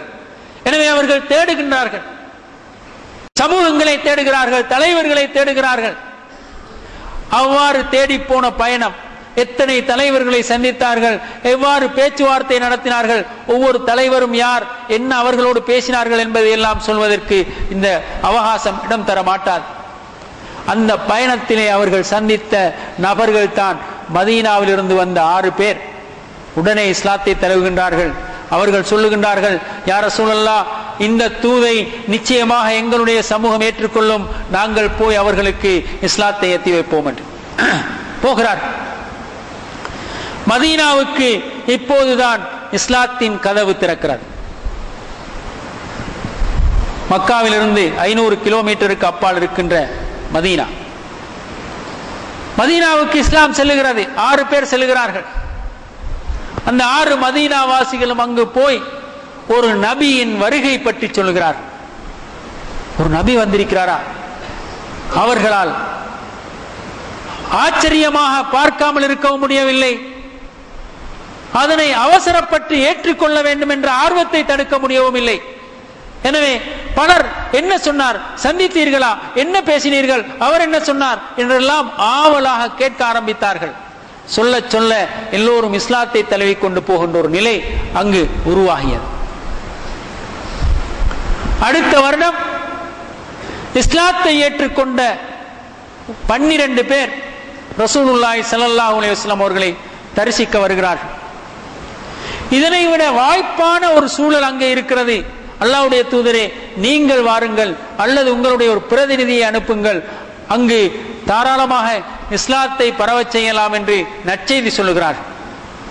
ரசூலுல்லாஹி ஸல்லல்லாஹு அலைஹி வஸல்லம் அவர்கள் ஒரு இளம் வாலிபரை, முஸ்அப் இப்னு உமைர் ரலியல்லாஹு அன்ஹு அவர்களை அவர்களோடு தனது பிரதிநிதியாக அனுப்பி வைக்கிறார். இவரை அழைத்து செல்லுங்கள், பிரச்சாரத்திலே மும்முரமாக ஈடுபடுங்கள்.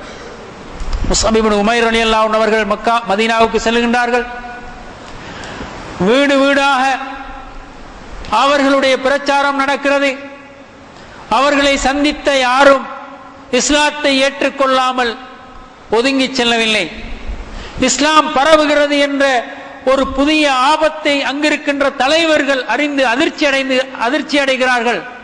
முஸ்அபையும் அவரோடு சேர்ந்து இந்த வேலை செய்கின்றவர்களையும் பூண்டோடு அழித்து விட வேண்டும் என்று அவர்கள் கங்கணம் கட்டுகின்றார்கள். அத்தகைய மனிதர்களிலே சாத், உசைத் போன்ற மனிதர்கள் மிக முக்கியமானவர்கள். அவர்கள் கோபாவேசத்தோடு முஸ்அப் இப்னு உமைர் ரலியல்லாஹு அன்ஹு அவர்களை நெருங்கிய போது முஸ்அப் இப்னு உமைர் ரலியல்லாஹு அன்ஹு அவர்கள் மிகவும் பக்குவமாக, பண்பாடாக அவர்களிடத்திலே சொல்லுகிறார்கள், நீங்கள் நான் சொல்வதை ஒரு முறை அமர்ந்து கேளுங்கள், விருப்பமில்லாவிட்டால் அதற்கு பிறகு உங்களுடைய நடவடிக்கைகளை நீங்கள் மேற்கொள்ளுங்கள், விரும்பினால் நீங்கள் அது பற்றி எத்தகைய அபிப்பிராயம் கொண்டவர்களாக இருக்கிறீர்கள் என்பதை சொல்லுங்கள் என்று சொல்லிவிட்டு அமைதிப்படுத்தி உட்கார வைத்து அவர்கள் இஸ்லாத்தை விலக்கி முடிக்க அந்த தலைவர்களும் இஸ்லாத்தை ஏற்றுக்கொள்கிறார். இப்படி மதீனாவிலே 2 பெரிய கோத்திரங்கள் தனது கிளைகளோடு இஸ்லாத்தை தழுவுகின்ற ஒரு அருள்மயமான சூழல் உருவாகின்றது. அடுத்த வருடம் 72 பேர் தலைவர்கள் உட்பட, பெண்கள் உட்பட ரசூலுல்லாஹி ஸல்லல்லாஹு அலைஹி வஸல்லம் அவர்களை சந்திக்க வருகின்றார். நடுநிசி நேரம் மினாவிலே எல்லோரும், அந்த ஹஜ்ஜுடைய காலத்தில் நடந்த ஒரு சம்பவம் இது. ஹஜ் என்றால் நான் ஆரம்பத்தில் சொன்ன மாதிரி அந்த ஜாஹிலிய நடைமுறைகள் எல்லாம் கலந்து இருந்த அந்த ஹஜ்ஜைத்தான் அந்த காலத்திலே அவர்கள் செய்து வந்தார்கள். அந்த சந்தர்ப்பத்தில் ரசூல் ஸல்லல்லாஹு அலைஹி வஸல்லம் அவர்கள் ஹஜ் என்ற பெயரிலே அங்கு வந்திருந்த முஸ்லிம்களை சந்திப்பதற்கு செல்கிறார்கள். மிக ரகசியமாக அந்த சந்திப்பு இடம்பெறுகிறது. அந்த சந்திப்பிலே ஒரு நீண்ட பேச்சுவார்த்தை நடக்கிறது. அல்லாஹ்வுடைய தூதருக்கும் மதீனாவாசிகளுக்கும் இடையே பேரம் பேசுகின்றார்கள். தன்னுடைய எதிர்பார்ப்புகளை எல்லாம் முன்வைக்கிறார்கள். அவர்களால் நிறைவேற்ற முடியுமா என்று கேட்கிறார்கள். உயிர், பொருள், உடைமைகள் அத்தனையும் இந்த தீனுக்காக பணயம் வைக்கப்பட நீங்கள் தயாரா என்று கேட்கிறார்கள். இப்படி மிகவும் பாரமான, யாரும் கூடிய கதியில் அவசரமாக ஏற்றுக்கொள்ளத்தக்க நிபந்தனைகள் அங்கு இருக்கவில்லை. அப்படி பாரமான ஒரு பேச்சுவார்த்தை அல்லாஹ்வுடைய தூதருக்கும் மதீனாவாசிகளுக்கும் இடையில் நடக்கிறது. அந்த பேச்சுவார்த்தைகள் வெற்றி அளிக்கின்றன. மதீனாவாசிகள் எல்லா வகையான உதவிகளையும் அல்லாஹ்வுடைய தூதருக்கு செய்வதாக வாக்குறுதி அளிக்கிறார்கள். நீங்கள் மதீனாவுக்கு வாருங்கள் என்று வேண்டுகோள் விடுக்கிறார்கள். பேச்சுவார்த்தை வெற்றிகரமாக முடிகின்றது. இந்த பேச்சுவார்த்தை நடந்து கொண்டிருக்கின்ற போது மினாவின் ஒரு மலையிலே இப்லீஸ் குந்திக் கொண்டு அவற்றை அவதானமாக கேட்டுக் கொண்டிருக்கிறான். அல்லாஹ்வுடைய தூதரின் வேண்டுகோள்களை, நிபந்தனைகளை யாரும் உலகத்தில் ஏற்றுக்கொள்ள மாட்டார்கள் என்று அவன் நினைத்தான். ஏனென்றால் அவ்வளவு பாரமான நிபந்தனைகள். மதீனாவாசிகள் ஏற்றுக்கொண்டவுடன் அவன் அவல குரல் எழுப்பி அந்த மினா பள்ளத்தாக்கை அதிரும்படி ஒரு சத்தத்தை எழுப்புகிறான். ரசூலுல்லாஹி ஸல்லல்லாஹு அலைஹி வஸல்லம் அவர்கள் கேட்டார்கள், அந்த சத்தம் என்ன என்று உங்களுக்கு தெரியுமா? உடனே இங்கிருந்து கலைந்து சென்று விடுங்கள், உங்களை யாரும் அவதானிப்பதற்கு முன்னால் இப்லீஸ் தன்னுடைய அவநம்பிக்கைக்குரிய அவல குரலை எழுப்பி இருக்கிறான், இனி அவன் வெற்றி பெற மாட்டான் என்று ரசூலுல்லாஹி ஸல்லல்லாஹு அலைஹி வஸல்லம் அவர்கள் சொன்னார். அத்தகைய ஒரு ஒளிமயமான எதிர்காலத்துக்கான அடித்தளம் அந்த மினாவின் நடுநிசி இரவிலே ரகசியமாக போடப்பட்டது. அதற்கு பிறகுதான் ஹிஜ்ரத் பயணம் ஆரம்பமாகிறது. ரசூலுல்லாஹி ஸல்லல்லாஹு அலைஹி வஸல்லம் அவர்கள் மதீனாவுக்கு செல்ல தீர்மானித்து விட்டார்கள் என்ற அந்த செய்தி ரகசியமாக முஸ்லிம்களுக்கு மத்தியிலே பரவுகிறது. எனவே ஒவ்வொரு முஸ்லிமும் எப்போது எந்த சந்தர்ப்பத்தில் வாய்ப்பு இருக்கிறதோ அப்போதெல்லாம் புறப்படுகிறார். ஒவ்வொரு முஸ்லிமும் மக்காவிலிருந்து ஹிஜ்ரத் செய்தது தனித்தனி வரலாறு. அது மாதிரி ஒரு தனி வரலாறாகத்தான் அல்லாஹ்வுடைய தூதர் ஸல்லல்லாஹு அலைஹி வஸல்லம் அவர்களும் ஹிஜ்ரத்தை செய்கிறார்கள். ஹிஜ்ரத் பயணத்தை பற்றி நான் இந்த இடத்திலே விரிவாக விளக்க நேரம் போதாது. அந்த ஹிஜ்ரத்தின் பயனாக உலக வரலாற்றிலேயே அதிசயமான ஒரு சமூகம் உருவாகின்றது மதீனாவில். அதனால்தான் அல்லாஹ்வுடைய தூதரின் வரலாற்றில் மிகச் சிறப்பு வாய்ந்த ஒரு நிகழ்வாக, அதிமுக்கியத்துவம் வாய்ந்த ஒரு நிகழ்வாக அந்த ஹிஜ்ரத் கருதப்படுகிறது. அல்லாஹ்வுடைய தூதரின் தலைமையில் அந்த சமூகம் உருவாகிறது. மஸ்ஜிது நபவி தலைமை பீடமாக இருக்கிறது. சகோதரத்துவம் என்ற கட்டினால் பிணைக்கப்பட்ட ஒரு சமூகம் உருவாகின்றது. அது முஸ்லிம்களுக்கான ஒரு சமூகமாக மட்டும் இருக்கவில்லை, ஒரு மனிதநேய சமூகமாகவும் அது ஸ்தாபிக்கப்படுகிறது. மதீனாவிலே இருந்த யூதர்கள் அத்தனை பேரையும் அந்த சமூக கட்டமைப்புக்குள் அல்லாஹ்வுடைய தூதர் ஸல்லல்லாஹு அலைஹி வஸல்லம் அவர்கள் ஒரு மனிதநேய உடன்படிக்கையின் ஊடாக கொண்டு வருகிறார்கள். அதுதான் மதீனா சாசனம் என்று வரலாற்றிலே பெயர் பெற்றிருக்கின்றது. இப்படி ஒரு சிறிய இஸ்லாத்தின் விருட்சம் இந்த பூமியின் ஒரு சிறிய பிரதேசத்திலே நடப்படுகிறது. ரசூலுல்லாஹி ஸல்லல்லாஹு அலைஹி வஸல்லம் அவர்கள் 13 வருடங்கள் சிரமப்பட்டு உருவாக்கிய தனிநபர்களையும் மதீனாவில் பெற்ற அந்த சிறிய சமூகத்தையும் ஒன்று சேர்த்து அந்த இஸ்லாமிய விருட்சத்தை இப்போதுதான் முதலாக மண்ணிலே நடுகின்றார். இவ்வளவு காலமும் அந்த விருட்சங்கள் சில உள்ளங்களிலே மாத்திரம்தான் நடப்பட்டிருந்தன. முதன்முறையாக ஒரு மண்ணிலே அந்த விருட்சம் வைக்கப்படுகிறது. அதனை சூழ பெரும் வெள்ளம், பெரும் புயல் வீசுகின்றது. அந்த இடத்தை சூழ பூகம்பம், புயல், இடி மின்னல், பேரலைகள் எல்லாம் அடர்ந்து வருகின்றன. அத்தகைய ஒரு சூழலிலே அல்லாஹ்வுடைய தூதர் ஸல்லல்லாஹு அலைஹி வஸல்லம் அவர்கள் அந்த சிறிய பயிரை நடுகின்றார். ஒரு பக்கத்திலே குறைஷிகள் இருக்கிறார்கள். மதீனாவுக்குள்ளே 2 எதிரிகள் இருக்கிறார்கள். ஒரு சாரார் யூதர்கள், இன்னும் ஒரு சாரார் முனாஃபிக்குகள். முழு அரபு தேசமும் இஸ்லாத்தை இன்னும் கூர்ந்து அவதானித்துக் கொண்டிருக்கிறது. குறைஷிகள் ஏற்காதவரை அரபு தேசம் இஸ்லாத்தை ஏற்க மாட்டாது. ஏனென்றால் குறைஷிகளுக்கு அரபு தேசத்திலே அவ்வளவு பெரியதொரு செல்வாக்கு இருந்தது. எனவே குறைஷிகள் எடுக்கின்ற தீர்மானம் தான் அரபு தேசத்தின் தீர்மானம். அல்லாஹ்வுடைய தூதர் மதீனா என்ற கிராமத்தில் 1500க்கும் குறைந்த முஸ்லிம்களோடு உருவாக்கிய அந்த சிறிய சமூகத்துக்கு உலகத்தில் எந்த பெருமானமும் கிடையாது. அல்லாஹ் தஆலாவிடத்திலும் அல்லாஹ்வுடைய தூதரிடத்திலும் தான் அதற்கு ஒரு உயரிய அந்தஸ்து இருந்தது. அந்த 1500 பேரை விட குறைந்த எண்ணிக்கை கொண்ட அந்த மதீனா சமூகத்தை ஒரே நாளில் அழித்து முகவரி இல்லாமல் செய்துவிடலாம். ஆனால் அல்லாஹ் தஆலா இந்த உலகத்திலே அவனுடைய தீன் பயிர் வளர்கின்ற அந்த ஆரம்ப முயற்சியை மிக கவனமாக பாதுகாக்கின்ற பொறுப்பை எடுத்துக்கொண்டான். அந்த பாதுகாப்பை அன்சார்கள் மூலமாக அல்லாஹ் நிறைவேற்றி இருக்கிறான். அதனால்தான் உதவி செய்தவர்கள் என்ற பெயர் அவர்களுக்கு கிடைத்தது. அவர்கள் தங்களது உயிர், பொருள், உடைமை அத்தனையும் இதற்காக பணயம் வைத்து சுவர்க்கத்தை விலை பேசி வாங்கிக் கொண்டார்கள். யா ரசூலல்லாஹ், இந்த தீனை உலகத்தில் நிலைநாட்டுவதற்கு எங்களுக்கு சுவர்க்கம். இதுதான் அக்கமாவிலே நடந்த உடன்படிக்கையின் சாராம்சமாகும். அந்த சாராம்சத்தின் அடிப்படையில் கருக்கொண்ட அந்த சமூகம் தன்னை சூழ எதிர்கொண்டிருக்கின்ற சவால்களை எல்லாம் எப்படி எதிர்நோக்கப் போகிறது என்பதை யாரும் அறிய மாட்டார்கள். அந்த 1500 பேர் கொண்ட ஒரு சிறிய சமூகம் அரபு தேசத்தில் தன்னை சூழ்ந்திருக்கின்ற சவால்களை எப்படி எதிர்கொள்ளும் என்பதை யாரும் அறிய முடியாது. அந்த சூழலை எதிர்கொள்ளுகின்ற ஒரு தைரியத்தை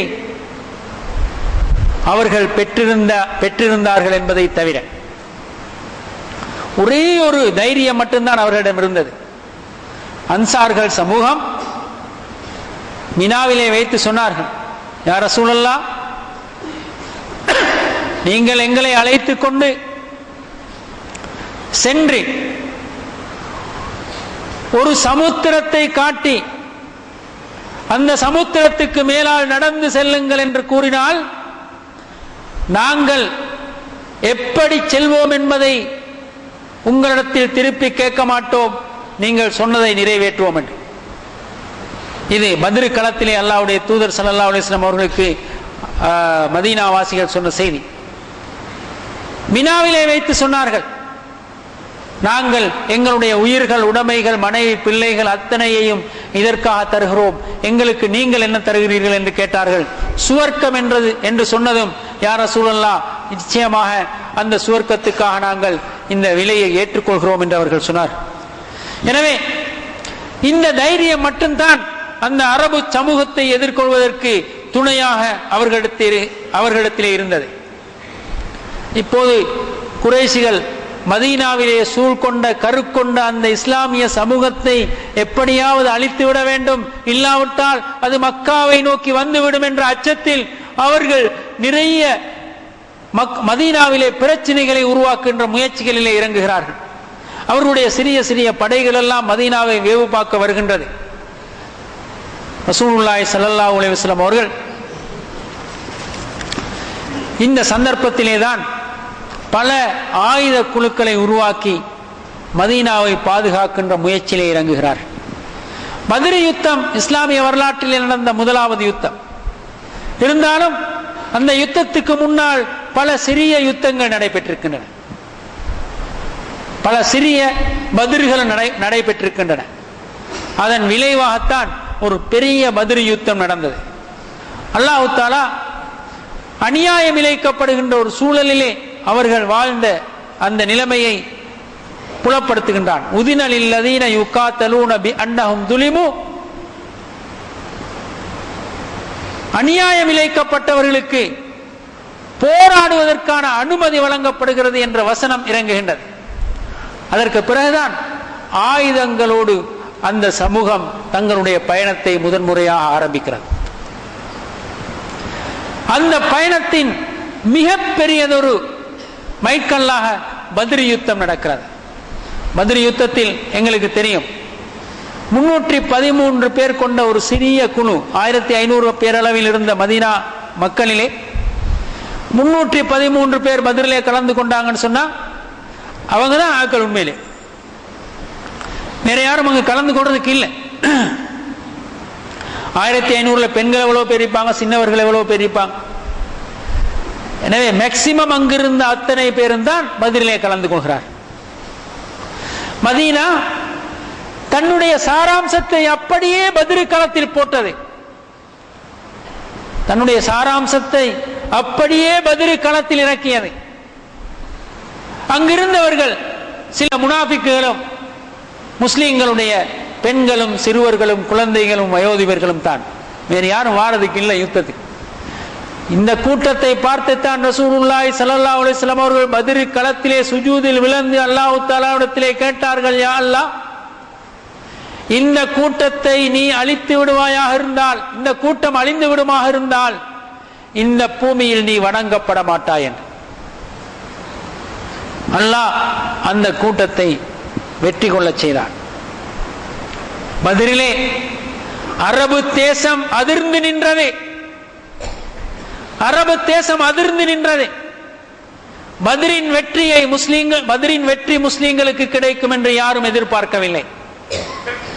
அபூ ஜஹலில் இருந்து பெரும் பெரும் தலைவர்கள் கொலை செய்யப்பட்ட அந்த பத்ர் களத்தில் முஸ்லிம்கள் வெற்றி வாகை சூடினார். அந்த வெற்றிக்கு பின்னால் இருந்தது மதீனா வாசிகளுடைய அந்த அர்ப்பணமும் தியாகமும் தங்களை அர்ப்பணிக்கின்ற அந்த சிந்தையும் தான். அல்லாஹ் தஆலா அதற்கு உதவி செய்தார். இவ்வாறு பதிரிலே கிடைத்த மாபெரும் வெற்றி முஸ்லிம்களுக்கு ஒரு தைரியத்தை கொடுத்தது, முஸ்லிம்களுக்கு ஒரு தைரியத்தை கொடுத்தது. ஆனால் குறைஷிகளுக்கும் இஸ்லாத்தின் எதிரிகளுக்கும் அது ஒரு பெரிய ஆற்றாமையை வளர்த்து விட்டது. இஸ்லாத்தின் மீது எதுவரை கொண்டிருந்த பகைமையை விட பன்மடங்கான பன்மையை இந்த பத்ரின் தோல்வி அவர்களுடைய உள்ளத்திலே வளர்த்து விட்டது. எனவே அவர்களால் அதனை சகித்துக் கொள்ள முடியவில்லை. இதற்கிடையில் நடந்த சுலைம் என்ற கோத்திரத்துடனான போர், சவீக் போர், ரில் அம்ர் என்ற ஒரு போர், பஹ்ரான் போர் என்ற பல போர்கள் இருக்கின்றன பத்ருக்கும் உஹதுக்கும் இடையே. இந்த போர்களுக்கு பிறகு நடந்த ஒரு பெரிய போர் தான் உஹது யுத்தம். பத்ரிலே ஏற்பட்ட தோல்விக்கு பழி வாங்க வேண்டும் என்ற உணர்வு தான் அந்த யுத்தத்துக்கு காரணமாக இருந்தது. எனவே பெருந்தொகையான படைப்பலத்தோடு மதீனாவை முற்றுகையிட்டு மதீனாவை முற்றாக இல்லாமல் செய்ய வேண்டும் என்ற நோக்கத்தோடு குறைஷிகளின் படை வந்தது. குறைஷிகளுடைய படை மதீனாவுக்கு வருகின்ற நேரத்தில் மதீனாவுக்குள் இருந்த யூதர்களும் குறைஷிகளோடு தொடர்பு கொண்டு அங்கு நடக்கின்ற உள் விவகாரங்களை பற்றிய செய்திகளை எல்லாம் கொடுத்துக் கொண்டிருந்தார். முனாஃபிக்குகளும் அதற்கு துணையாக இருந்தார்.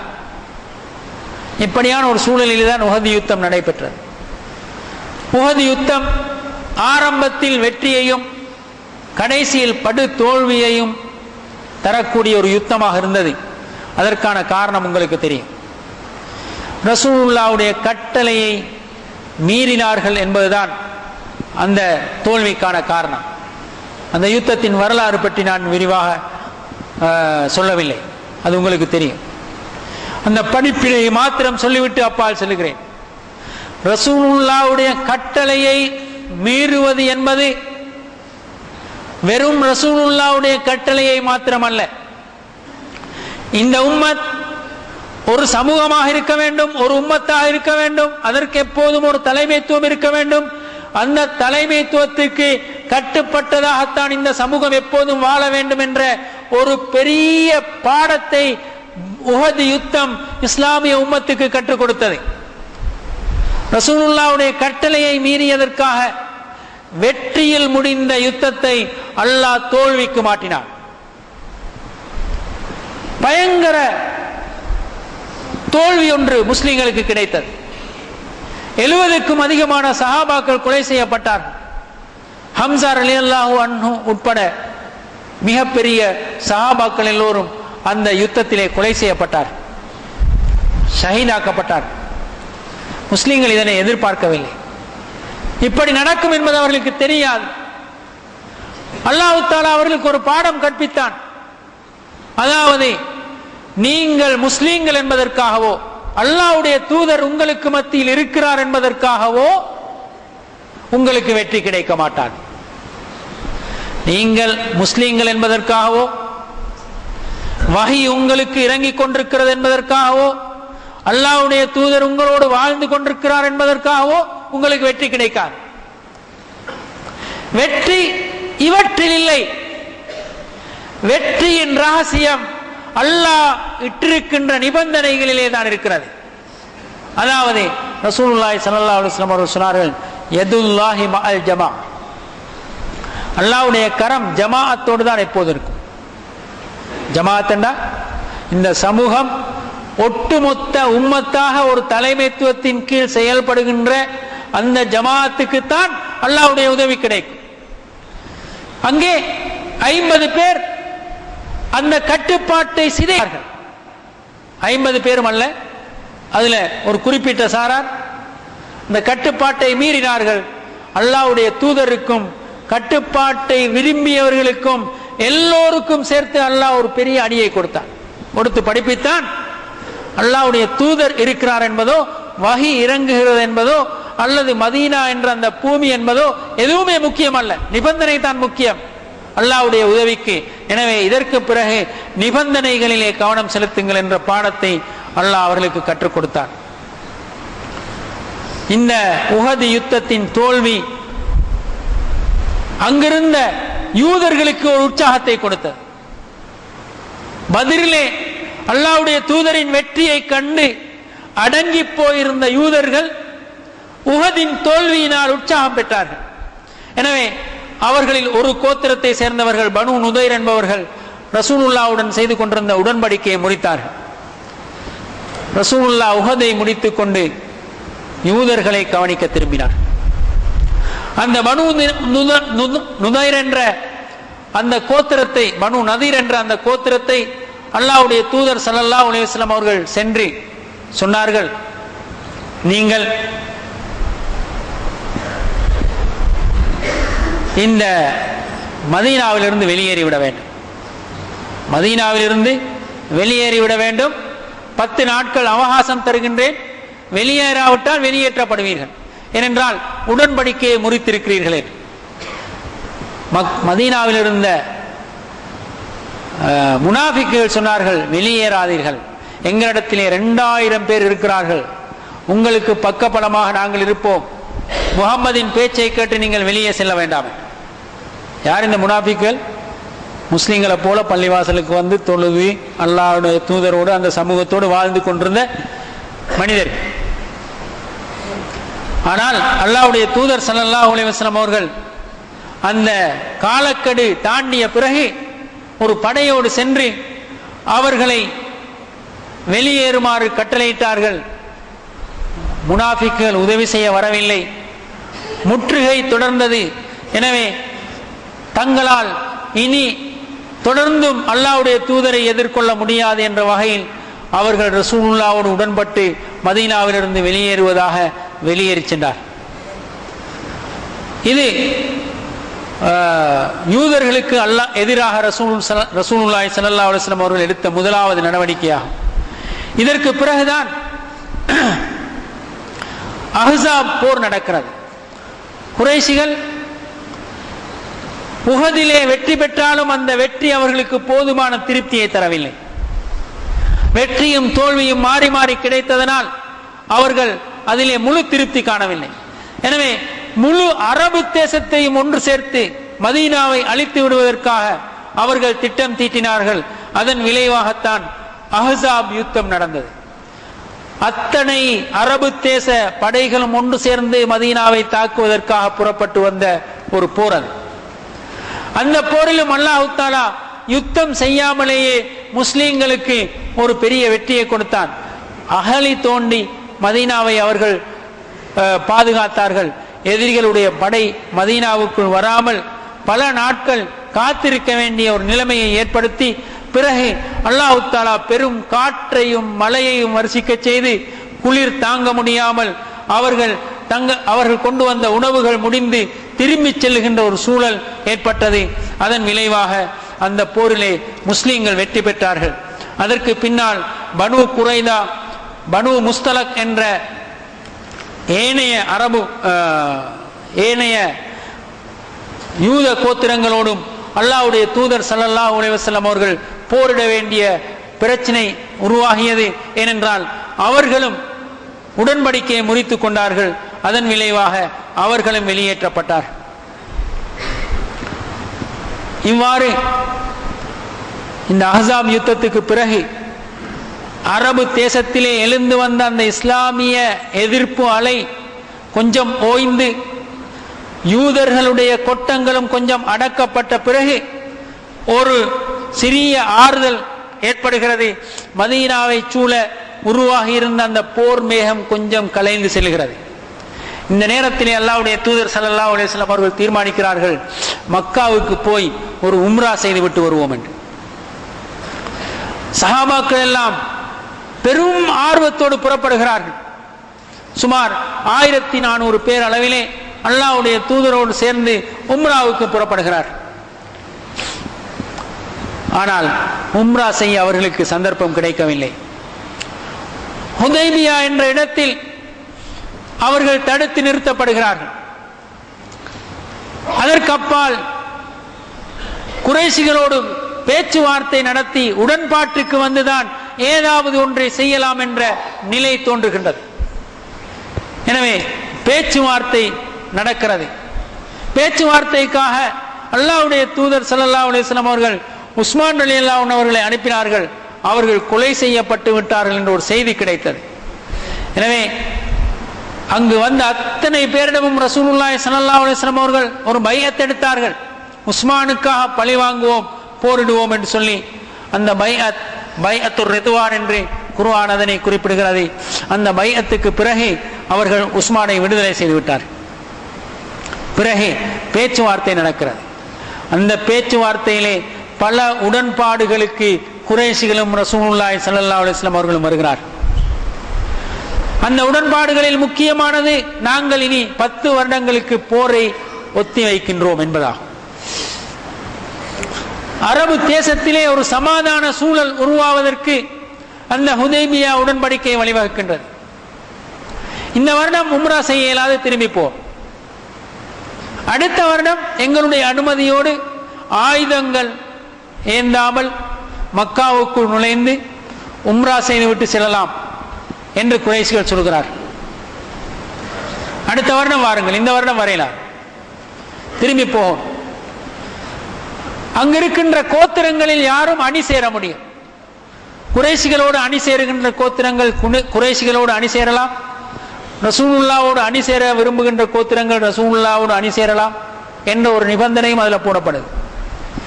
எனவே ஏற்கனவே குறைஷிகளோடு பகைமை கொண்டிருந்த பல கோத்திரங்கள் ரசூலுல்லாவோடு அணி சேர்ந்து கொண்டன.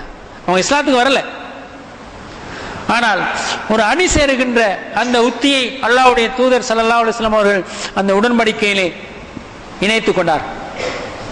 அதன் மூலமாக இஸ்லாத்திற்கு முஸ்லிம்களுக்கு சற்று பலம் அதிகரித்தது. அரபு தேசத்திலே ஒரு அமைதியான சூழல் உருவாகியது. இப்போது குறைஷிகள் இதற்கு முன்னால் செய்தது போல இஸ்லாத்துக்கு எதிரான நடவடிக்கைகளிலே பகிரங்கமாக ஈடுபட முடியாது. குறைஷிகள் ஈடுபடாவிட்டால் அரபு தேசத்தில் துணிந்து யாரும் அந்த வேலையை செய்ய வரமாட்டார்கள். இப்படி ஒரு சூழலை அல்லாஹ்வுடைய தூதர் ஸல்லல்லாஹு அலைஹி வஸல்லம் அவர்கள் உருவாக்குகின்றார். உருவாக்கி திரும்பி வருகிறார். அந்த உடன்படிக்கையில் யாரும் சகித்துக் கொள்ள முடியாத பல விஷயங்கள் நடந்தன. அவற்றை எனக்கு சொல்வதற்கு நேரம் இடம் தர மாட்டார். உம்ராவுக்கு ஆவலோடு சென்றவர்கள் அந்த இடத்திலேயே அவர்கள் கொண்டு வந்த ஆடுகளை அறுத்துவிட்டு தலையை இறக்கி கொண்டு திரும்பி வர வேண்டும் என்று ரசூலுல்லாஹி ஸல்லல்லாஹு அலைஹி வஸல்லம் அவர்கள் கட்டளையிட்ட போது அவர்களால் அதனை தாங்கிக் கொள்ள முடியவில்லை. காபாவை சந்திக்காமல் செல்கிறோமே, இந்த குறைஷிகளுக்கு நாங்கள் அடிபணிந்து விட்டோமே, ஏன் இவ்வாறு நாங்கள் இழிவுபட வேண்டும்? போராடி அவர்களை துவம்சம் செய்துவிட்டு அந்த காபாவை தரிசித்து விட்டு வர முடியாதா?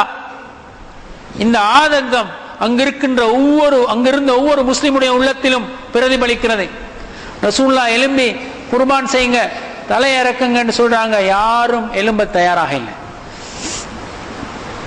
இப்படி ஒரு சூழல். உமர் ரலியல்லாஹு அன்ஹு அவர்கள் கொதித்துக் கொண்டிருக்கிறார்கள். ரசூலுல்லாஹ்விடம் வந்து கேட்கிறார்கள், யா ரசூலுல்லாஹ், நாங்க அல்லாஹ்வுடைய மார்க்கத்தை தானே பின்பற்றோம்,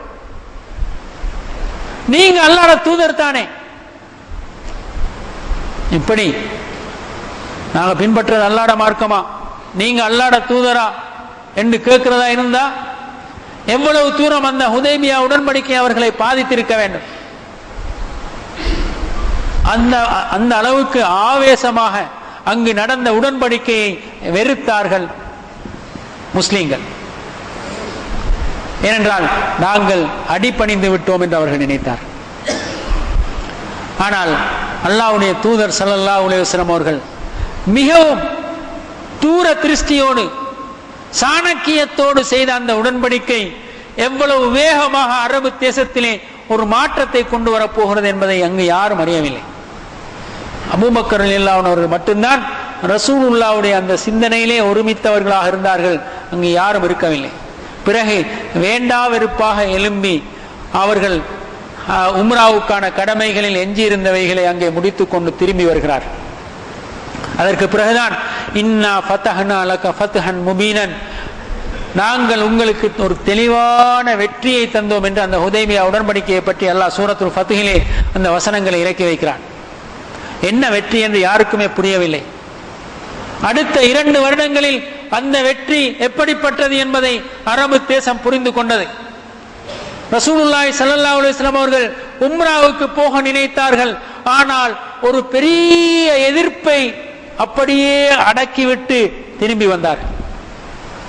அவருடைய உள்ளத்தில் ஒரு பெரிய ஆறுதல் இருந்தது, குறைஷிகளை கட்டுப்படுத்தி விட்டோம் என்று. இப்போது ரசூலுல்லாஹ்வுடைய கவனம் வேறு ஒரு திசைக்கு திரும்பியது. அரசர்களை இஸ்லாத்தின் பால் அழைக்கின்ற ஒரு வேளையிலே அல்லாஹ்வுடைய தூதர் இறங்கினார்கள். குறைஷிகள் இந்த கொட்டத்தை இப்ப அடக்கியாச்சு. நிபந்தனைகள் மூலம், உடன்படிக்கைகள் மூலம் அவர்களை கட்டுப்பட வைத்தாகிவிட்டது. முஸ்லிம்கள் நினைத்தார்கள் குறைஷிகளுக்கு நாங்க கட்டுப்பட்டோம் மட்டும். ஆனா உண்மையில ரசூலுல்லாஹ் செஞ்சது அவர்களுடைய சாணக்கியத்தினால் குறைஷிகளை அவர்கள் கட்டுப்படுத்தினார். அதனால் அவர்களுக்கு வேறு ஒரு திசையிலே கவனம் செலுத்த வாய்ப்பு கிடைத்தது. அரபு தேசத்திலே சூழ இருக்கின்ற அரசர்களுக்கு, மன்னர்களுக்கெல்லாம் இஸ்லாத்தை நோக்கி வாருங்கள் என்று செய்தி அனுப்பினார்கள். ஹபஷாவில் இருந்த நஜாஷி மன்னன், எகிப்து தேசத்தில் இருந்த மன்னர்கள், பாரசீகம், Rome, Bahrain, Yamama, Syria, Oman போன்ற இந்த பிரதேசங்களில் இருந்த மன்னர்களுக்கெல்லாம் அல்லாஹ்வுடைய தூதர் ஸல்லல்லாஹு அலைஹி வஸல்லம் அவர்கள் தூது அனுப்பி இஸ்லாத்துக்கு வாருங்கள் என்று அழைப்பு விடுத்தார்கள். அதிகமான அரசர்கள் சாதகமான பதிலை கொடுத்து அந்த பிரதேசங்களில் எல்லாம் இஸ்லாம் பரவுகின்ற ஒரு சூழல் ஹுதைபியா உடன்படிக்கைக்கு பின்னர் உருவாகியது. இந்த காலத்திலே மதீனாவிலிருந்து வெளியேறிய யூதர்கள் எல்லோரும் ஹைபர் என்ற யூதர்கள் வாழ்ந்த ஒரு பிரதேசத்துக்கு போய் அங்கே ஒன்று சேர்ந்து இஸ்லாத்தை அழிக்க திட்டமிடுகின்ற ஒரு சூழல் அங்கே உருவாகி கொண்டிருப்பதை ரசூல் ஸல்லல்லாஹு அலைஹி வஸல்லம் அவர்கள் அவதானித்தார். குறைஷிகளுடைய கொட்டம் அடக்கப்பட்ட அதே நேரத்தில் யூதர்கள் இன்னும் ஒரு திசையிலே அவர்கள் எழுச்சி பெற்று இஸ்லாத்துக்கு எதிரான ஒரு சவாலாக வந்து கொண்டிருக்கிறார்கள் என்ற அந்த செய்தி அல்லாஹ்வுடைய தூதருக்கு தெரிய வந்த போது ஹைபரை யூதர்களிலிருந்து துப்புரவு செய்ய வேண்டும் என்று அவர்கள் தீர்மானித்தார். எனவே ஹைபரை நோக்கி அவர்கள் புறப்படுகின்றார்கள். ஹைபரில் எத்தனையோ கோட்டைகள், சுமாராக பெரிய மீண்டும் கைப்பற்றுகின்ற முயற்சியிலே அவர்கள் இறங்குகின்றார்கள். அதன் காரணமாக ஹுனைன் யுத்தம் நடக்கின்றது. இன்னும் ஒரு திசையில் கிறிஸ்தவர்கள் அணி திரண்டு ரோமர்களும் கஸ்ஸானிகளும் ஒன்று சேர்ந்து மதீனாவை தாக்குவதற்காக புறப்பட்டு வருகிறார்கள். எனவே தபூக் யுத்தம் நடைபெறுகிறது. இது 2 மக்கா வெற்றிக்கு பிறகு நடந்த யுத்தங்கள். இந்த 2 யுத்தங்களையும் எதிர்கொண்டு அல்லாஹ்வுடைய தூதர் ஸல்லல்லாஹு அலைஹி வஸல்லம் அவர்கள் முழு அரபு தேசத்திலும் இருந்த இஸ்லாத்தின் எதிர்ப்பை முற்றாக ஒடுக்கி விடுகிறார். இந்த நீண்ட பயணம் முடிவுற்று முழு அரபு தேசமும் கூட்டம் கூட்டமாக இஸ்லாத்திலே நுழைந்து அல்லாஹ்வுடைய தீனை அரவணைத்துக் கொள்ளுகின்ற அந்த காட்சியை, கண்கொள்ளா காட்சியை உலகம் பார்த்து கொண்டிருக்கின்ற நேரத்திலேதான் ரசூலுல்லாஹி ஸல்லல்லாஹு அலைஹி வஸல்லம் அவர்கள் கடைசி பயணத்துக்கு தயாராகின்றார்கள். தன்னுடைய வாழ்வின் இறுதி கடமையை நிறைவேற்ற புறப்படுகிறார்கள். அதுதான் இறுதியும் முதலுமான அல்லாஹ்வுடைய தூதர் தனது வாழ்க்கையில் செய்த ஒரே ஹஜ்ஜாகும். அந்த ஹஜ்ஜை நோக்கி புறப்படுகின்ற தருணம் இப்போதுதான் வருகிறது. இவ்வளவு நீண்ட கஷ்டமான அடர்ந்த ஒரு காட்டிலே, முட்களும் கற்களும் நிறைந்த ஒரு பாதையிலே நீண்ட பயணம் செய்து அத்தனை பிரச்சனைகளையும் எதிர்கொண்டு எல்லா சவால்களையும் முறியடித்து இஸ்லாத்தை மிகப்பெரிய உலகின் சக்தியாக ஸ்தாபித்து தன்னுடைய பணியின் இறுதி கட்டத்தை அடைகின்ற போது அல்லாஹ்வுடைய தூதர் ஸல்லல்லாஹு அலைஹி வஸல்லம் அவர்கள் தனது பணியை முடித்துக் கொள்வதற்காக இன்னும் ஒரு இறுதி பயணத்துக்கு தயாராகின்றார்கள். அதுதான் அல்லாஹ்வுடைய தூதரின் வாழ்வில் நிறைவேற்றப்பட்ட இறுதி கடமை ஹஜ்ஜாகும். அந்த ஹஜ்ஜுக்கு புறப்படுகின்ற போது சுமாராக 1,00,000க்கும் அதிகமான ஒரு பெருந்திரளான கூட்டம் அல்லாஹ்வுடைய தூதரோடு வந்து வந்து அணி சேருகின்றது. அல்லாஹ்வுடைய தூதர் ஸல்லல்லாஹு அலைஹி வஸல்லம் அவர்கள் மதீனாவிலிருந்து புறப்பட்ட போது அந்த 1,00,000 பேர் இருக்கவில்லை. ஆனால் அவர்கள் ஹஜ்ஜுக்கு செல்லுகிறார்கள் என்ற செய்தி கேள்விப்பட்ட உடனேயே அரபு தேசம் எங்கும் இருந்து எல்லோரும் திரண்டு கோத்திரங்களாக கூட்டங்களாக வந்து வந்து வந்து வந்து அணி சேர்ந்து எத்தனையோ சிறிய ஆறுகள் ஒன்று சேர்ந்து ஒரு பெரிய நதியாக பெருக்கெடுத்து ஓடுவது போல அந்த நீரோட்டம், மனித நீரோட்டம் மதீனாவிலிருந்து புறப்பட்டு மக்காவுக்கு செல்கிறது. அதுதான் ரசூல் ஸல்லல்லாஹு அலைஹி வஸல்லம் அவர்களுடைய வாழ்க்கையில் நடந்த இறுதி கடமையாகும். அது கற்பனை செய்ய முடியாத ஒரு கடமை சகோதரர்களே. நினைத்து பாருங்கள், இந்த நீண்ட பயணத்தை, அந்த பயணத்தை முடித்துக் கொள்வதற்கான ஒரு கடமையாகத்தான் அல்லாஹ்வுடைய தூதர் ஸல்லல்லாஹு அலைஹி வஸல்லம் அவர்கள் ஹஜ்ஜை நிறைவேற்ற செல்கிறார். ஹஜ் கடமையின் முக்கியமான கட்டத்தை அவர்கள் அடைகிறார்கள். அரஃபாவிலே 1,00,000க்கும் அதிகமான அந்த தூதரின் தோழர்கள் ஒன்று திரண்டிருக்கிறார்கள். ரசூல் ஸல்லல்லாஹு அலைஹி வஸல்லம் அவர்கள் ஜபலுர் ரஹ்மா என்ற அந்த மலையில் ஏறி நிற்கிறார்கள். ஒரு பேருரை நிகழ்த்துகிறார்கள். அது பேருரை அல்ல, ஒரு 5 நிமிடங்கள் நிகழ்த்தப்பட்ட ஒரு சிறிய உரைதான். ஆனால் வரலாற்றில் அது இன்றும் ஒரு பேருரையாக இருக்கிறது. ஏனென்றால் மனித சமூகத்தின் வாழ்வுக்கு தேவையான அத்தனை விஷயங்களையும் சுருக்கி தொகுத்து இரத்தின சுருக்கமாக வழங்கிய ஒரு உரை அது. அந்த உரையை ஆரம்பிக்கின்ற போது அல்லாஹ்வுடைய தூதர் சொல்லுகின்றார்கள், அடுத்த வருடம் இந்த இடத்திலே நான் உங்களை சந்திப்பேனா என்பது எனக்கு தெரியாது என்று சொல்லிவிட்டுத்தான் அந்த உரையை ஆரம்பிக்கிறார்கள். அதாவது தனது பயணத்தின் இறுதி கட்டத்தை நான் அடைந்து விட்டேன் என்பதை மறைமுகமாக சொல்லுகிறார்கள். அந்த உரையை நிகழ்த்தி முடித்துவிட்டு அங்கு திரண்டிருந்த 1,00,000க்கும் அதிகமான மனிதர்களை பார்த்து அவர்கள் கேட்கிறார்கள், நான் இந்த உலகத்துக்கு அனுப்பப்பட்ட நோக்கத்தை நிறைவேற்றி விட்டேனா? நான் கொண்டு வந்த மார்க்கத்தை இந்த பூமியிலே எத்தி வைத்து விட்டேனா என்று கேட்கிறார்கள். ஹல் பல்லகத்து. அங்கு திரண்டிருந்த அத்தனை பேரும் ஒரே குரலில் ஆம் யா ரசூலல்லாஹ், நீங்கள் எத்தி வைத்து விட்டீர்கள் என்று சொல்லுகிறார்கள்.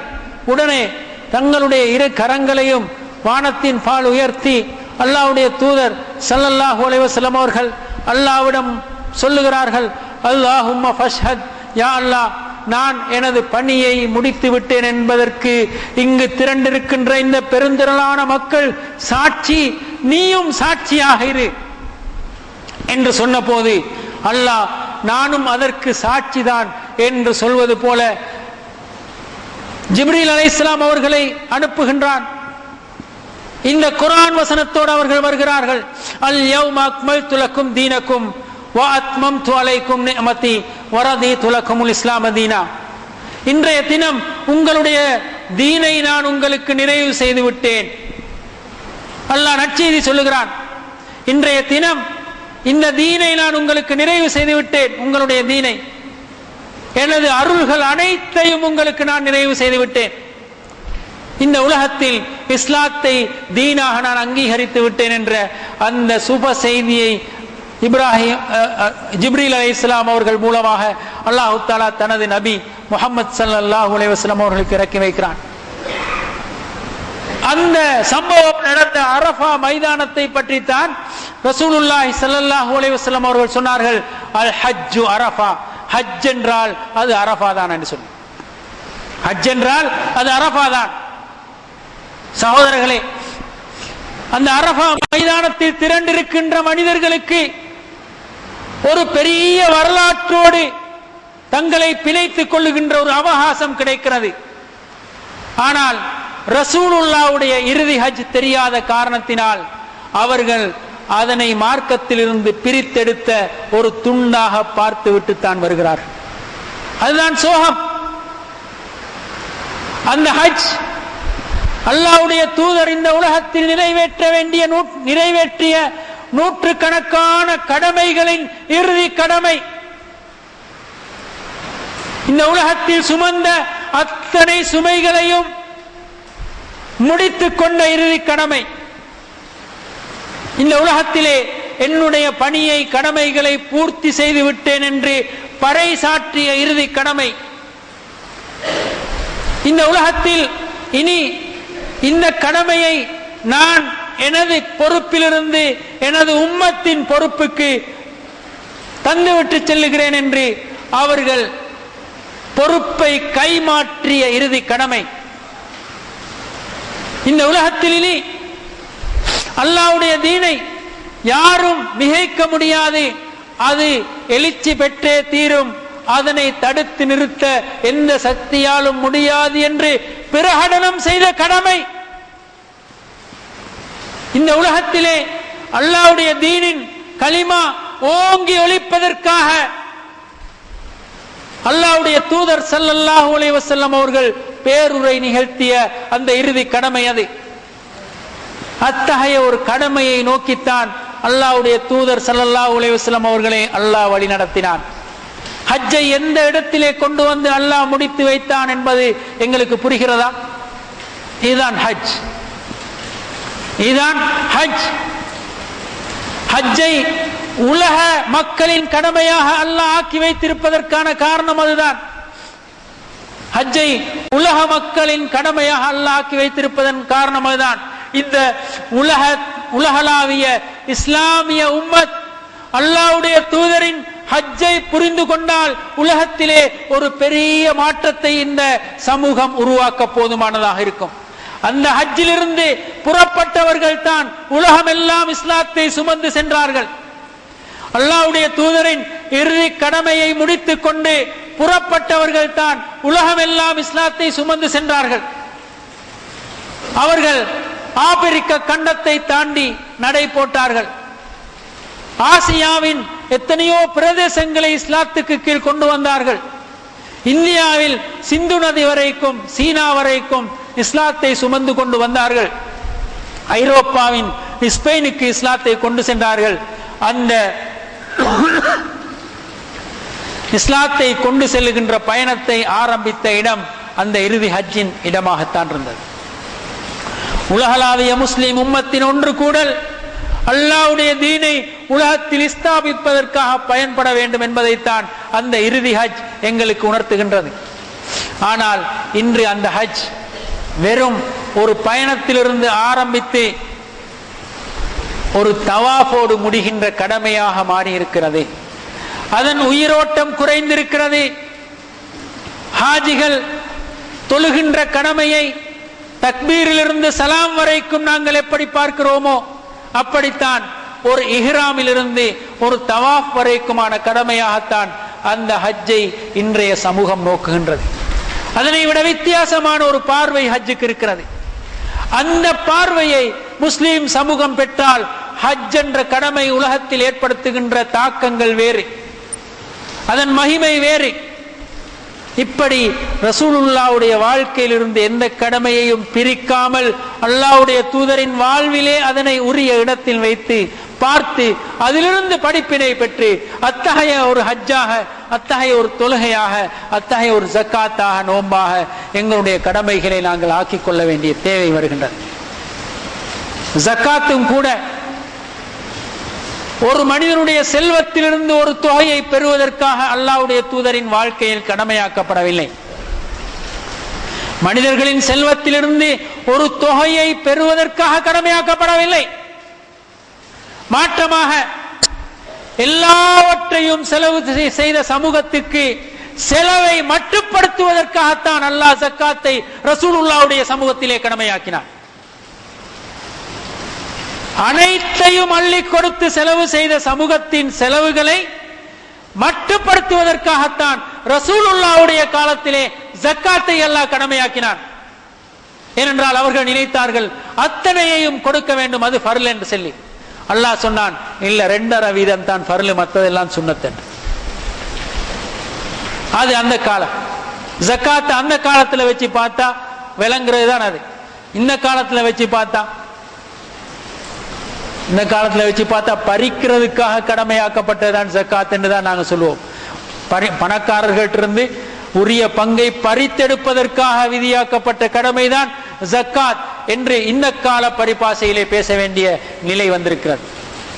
எனவே அல்லாஹ்வுடைய தீனை அல்லாஹ்வுடைய தூதரின் வாழ்க்கையில் வைத்து விளங்குவதுதான் விளக்கமாகும். அந்த விளக்கத்தோடு அந்த தீனை பார்க்கின்ற பார்வை எங்களுக்கு முக்கியமானது. அந்த பார்வை இல்லாத காரணத்தினால்தான் தீன் சுருங்கி ஒரு சிறிய எல்லைக்குள் முடக்கப்பட்டிருக்கிறது. அதனால் உலகத்தில் நடந்த விளைவுகளை எல்லாம் இன்று காண முடியாமல் இருக்கிறது. எனவே அன்பார்ந்த சகோதரர்களே, இந்த இறுதி கடமை, இறுதி தூதரின் இந்த இறுதி கடமை எத்தகைய பின்னணியிலே நடந்திருக்கிறது என்பதை பார்த்து ஹஜ்ஜு செய்கின்றவர்கள், நாளை ஹஜ்ஜு செய்ய இருக்கின்றவர்கள் அல்லது ஹஜ்ஜை கொண்டாட இருக்கின்றவர்கள் படிப்பினை பெற்று இந்த பாதையிலே பயணிக்க புறப்படுவோமாக என்று கேட்டு விடை பெற்றுக் கொள்கிறேன். அல்ஹம்துலில்லாஹி ரப்பில் ஆலமீன். வஸ்ஸலாமு அலைக்கும் வரஹ்மத்துல்லாஹி வபரகாத்துஹு.